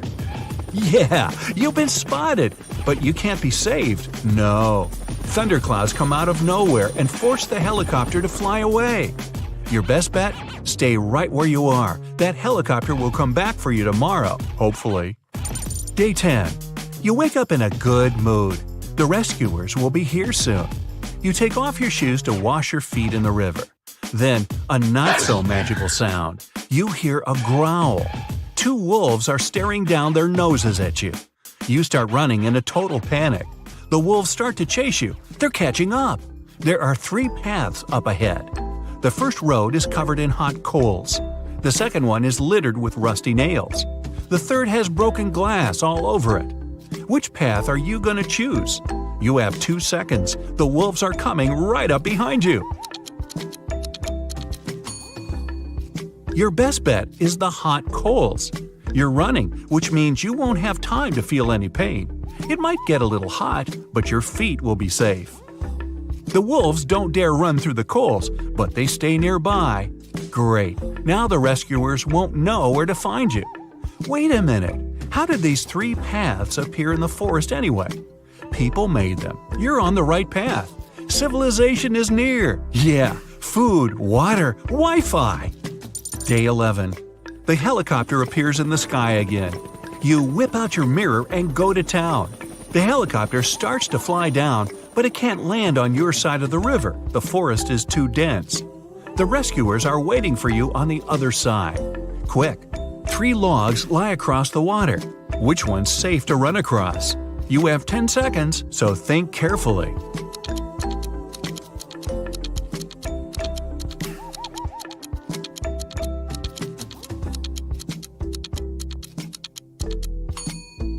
The first log looks old. The river might carry it away at any moment. The third log, well, it's a crocodile. You need to cross the river on the second log. You're saved. Next stop, a cool ocean breeze. But what you don't know yet is that there's one more test. You'll be swept far out into the ocean after you accidentally fall asleep on a little boat you rented. But that's another story. Now, let's check out how well you did. 0 to 4 points? You better not go camping without an experienced guide. Hey, don't worry, survival in the wild isn't for everyone. 5 to 9 points? Not bad. If you get lost in the forest, you won't panic. But things might get a bit hairy if you have to stay out there for more than a couple of days. 10 to 12 points.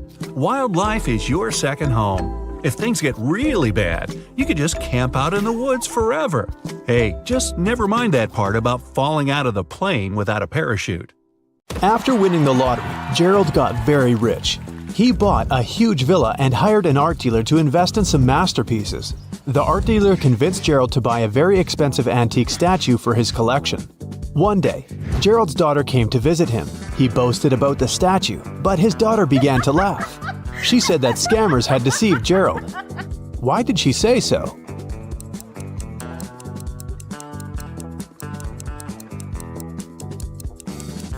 There's a small engraving on the statue. It says, "Made in China."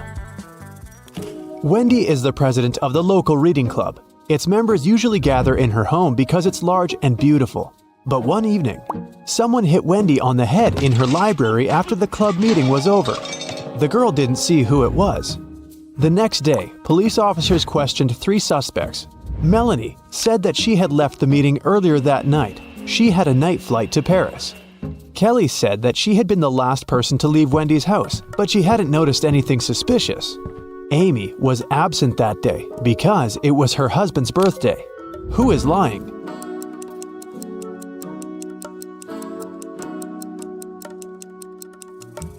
Melanie. If she had a flight to Paris, why isn't she there? Take a look at this picturesque field. Can you see anything weird?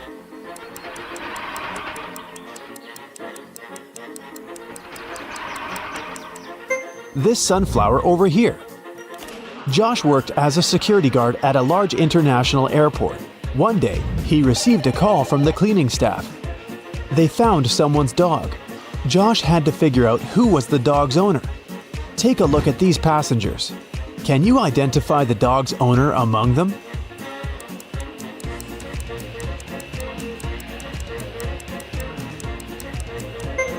This guy over here has a bone in his bag, and there's dog hair on his pants. He must be the owner. Take a look at this pattern. Can you spot the odd emoji?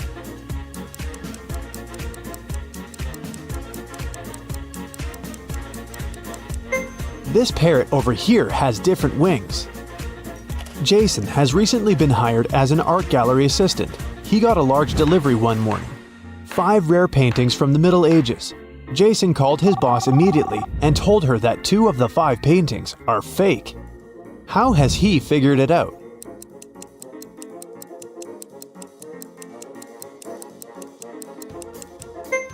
There's a skyscraper in the background of this painting, and this picture seems to be authentic, but look at the sky. There's an aircraft flying among birds. Take a look at this picture. Can you find the odd emoji?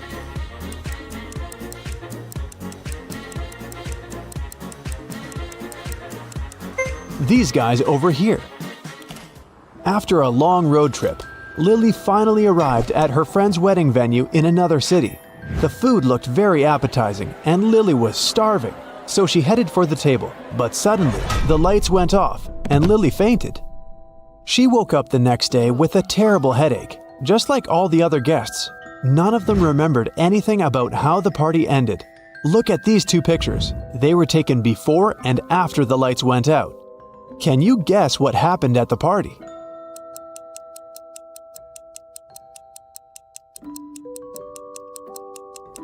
The balloons popped. Someone had filled them with sleeping gas. This person wanted everyone to fall asleep. It might have been done to help the bride run away because she's absent this morning. Jill is an art teacher. One morning, she entered her art studio and got very surprised. The entire wall and the students' drawings were stained with paint. Jill interviewed 3 suspects. The cleaning lady hadn't cleaned the class the day before because she'd had a day off. Jill's student Rosie said that she had left the studio at 6 p.m. At that time, everything was okay. Another student, Rick, confessed that he had brought his girlfriend to the studio to show off his paintings, but they left at 8 p.m. Who is responsible for this mess?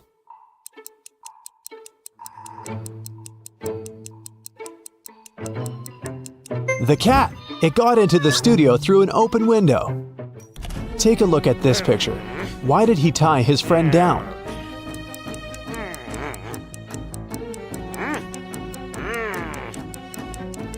It's a full moon. His friend began turning into a werewolf and the guy got scared.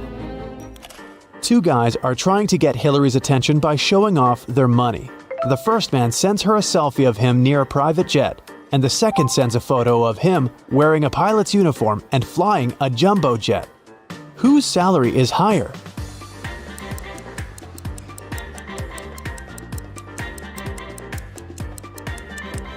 Pilots earn good money, so the second guy is definitely well off, and the first guy probably just works at the airport. 4 artists gathered in a park to paint landscapes. Having finished his first drawing, Bill went to the bathroom. When Bill returned, he found out that his drawing was ruined. He was very upset and questioned his friends. Steven didn't see what happened. He was away buying coffee for everyone. Dylan didn't look at the paintings. He was distracted by a conversation with a beautiful woman. Kelly said that she'd been painting her own portrait in another part of the park. Who's lying?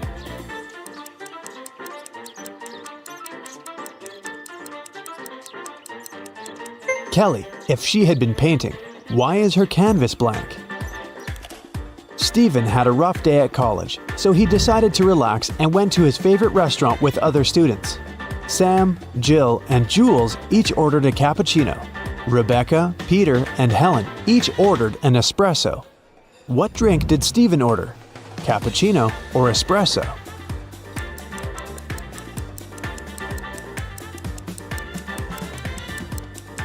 Espresso. Steven has 2-letter E's in his name, just like Rebecca, Peter, and Helen. Can you spot anything weird in this picture?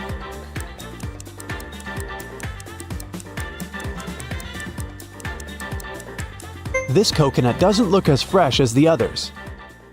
Henry was walking along the street. Suddenly, a witch appeared in front of him. She opened a portal, grabbed Henry, and took him to her castle. Henry asked her to let him go, but the witch said, Now you will serve me forever. Henry had a notebook and a pen in his pocket. He offered the witch a deal. If I write your weight in this notebook, will you let me go? The witch was very intrigued and agreed. Henry wrote something down, and she had to let him go. What did he write?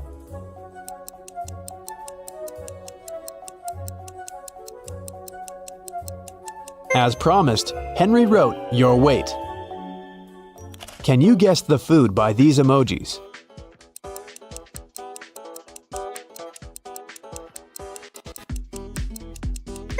It's sushi. How about this one?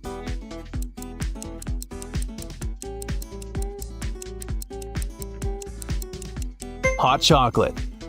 Let's take it up a notch. Can you guess the dish by these emojis?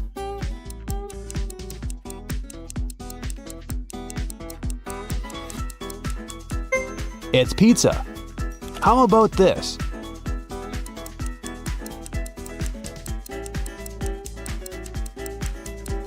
It's a cheeseburger. Can you guess the food by these emojis?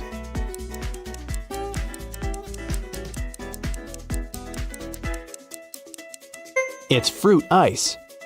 How about this combination? Any ideas?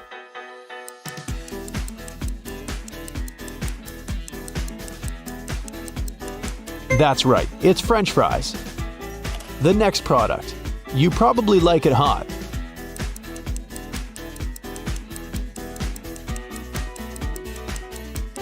A peanut butter cookie. How about this combination?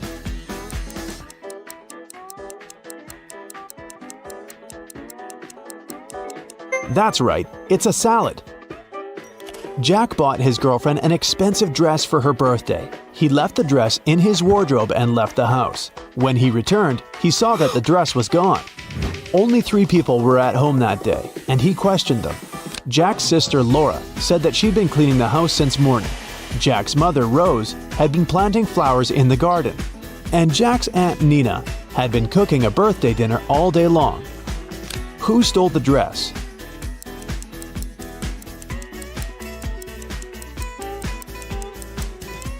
It was Jack's mother. There are no flowers in the garden. Take a look at this picture. Can you find the odd emoji?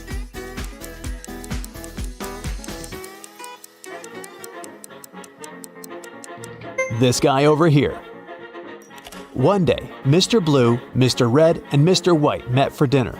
When they took off their jackets, Mr. Blue drew everyone's attention to the fact that each of them was wearing a shirt whose color was different from their last name. The man in the white shirt looked surprised and said, "Yeah, Mr. Blue, you're right." Can you figure out what color each man was wearing?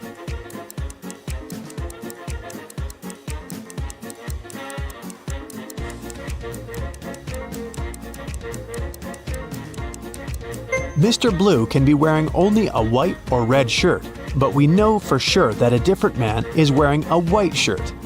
This means that Mr. Blue must be wearing a red shirt. Mr. White could be wearing a blue or a red shirt, but the red shirt is already taken by Mr. Blue. Therefore, Mr. White is wearing a blue shirt. That means Mr. Red is wearing a white shirt. How about this picture? Do you see any odd emojis here?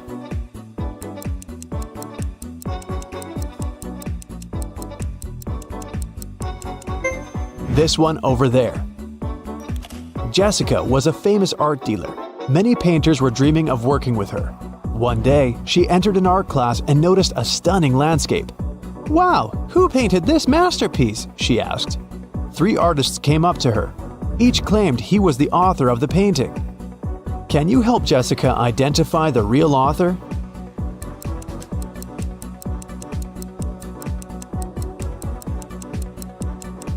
It's the guy over here.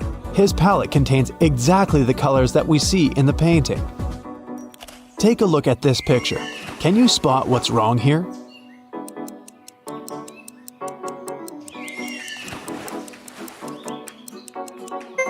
Dolphins don't swim in forest lakes. Once, a strict king ruled his kingdom. The magical town where he lived was surrounded by high walls. No one was allowed to leave the town, and anyone who wanted to enter the town had to have special documents. If they didn't, they were sent away. The Magic Kingdom was connected with the rest of the world with a wooden bridge. It was under the watch of the king's wizard, who drove away all uninvited guests with his magic. He would walk out to check the bridge every 5 minutes, and he would then stay inside for another 5 minutes. To cross the bridge, a person needed 9 minutes, and still, one citizen managed to escape the town.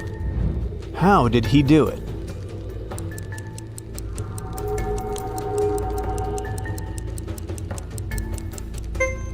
The man was walking across the bridge for about 5 minutes while the wizard was inside. After that, he turned back and started walking toward the town. When he reached the wall, the wizard asked for his documents. The man didn't have any, so he was sent away. Maggie is an art critic. One day, she decided to visit a fancy restaurant famous for its unique art collection. Maggie took a seat and began to study the paintings hanging on the walls. When the waitress approached her table, Maggie asked how old those paintings were.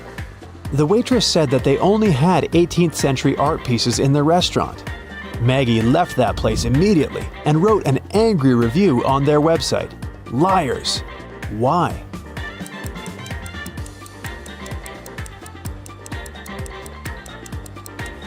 Look at this portrait. Do you recognize this face? It's the waitress. It's very unlikely that she's more than 300 years old, unless she's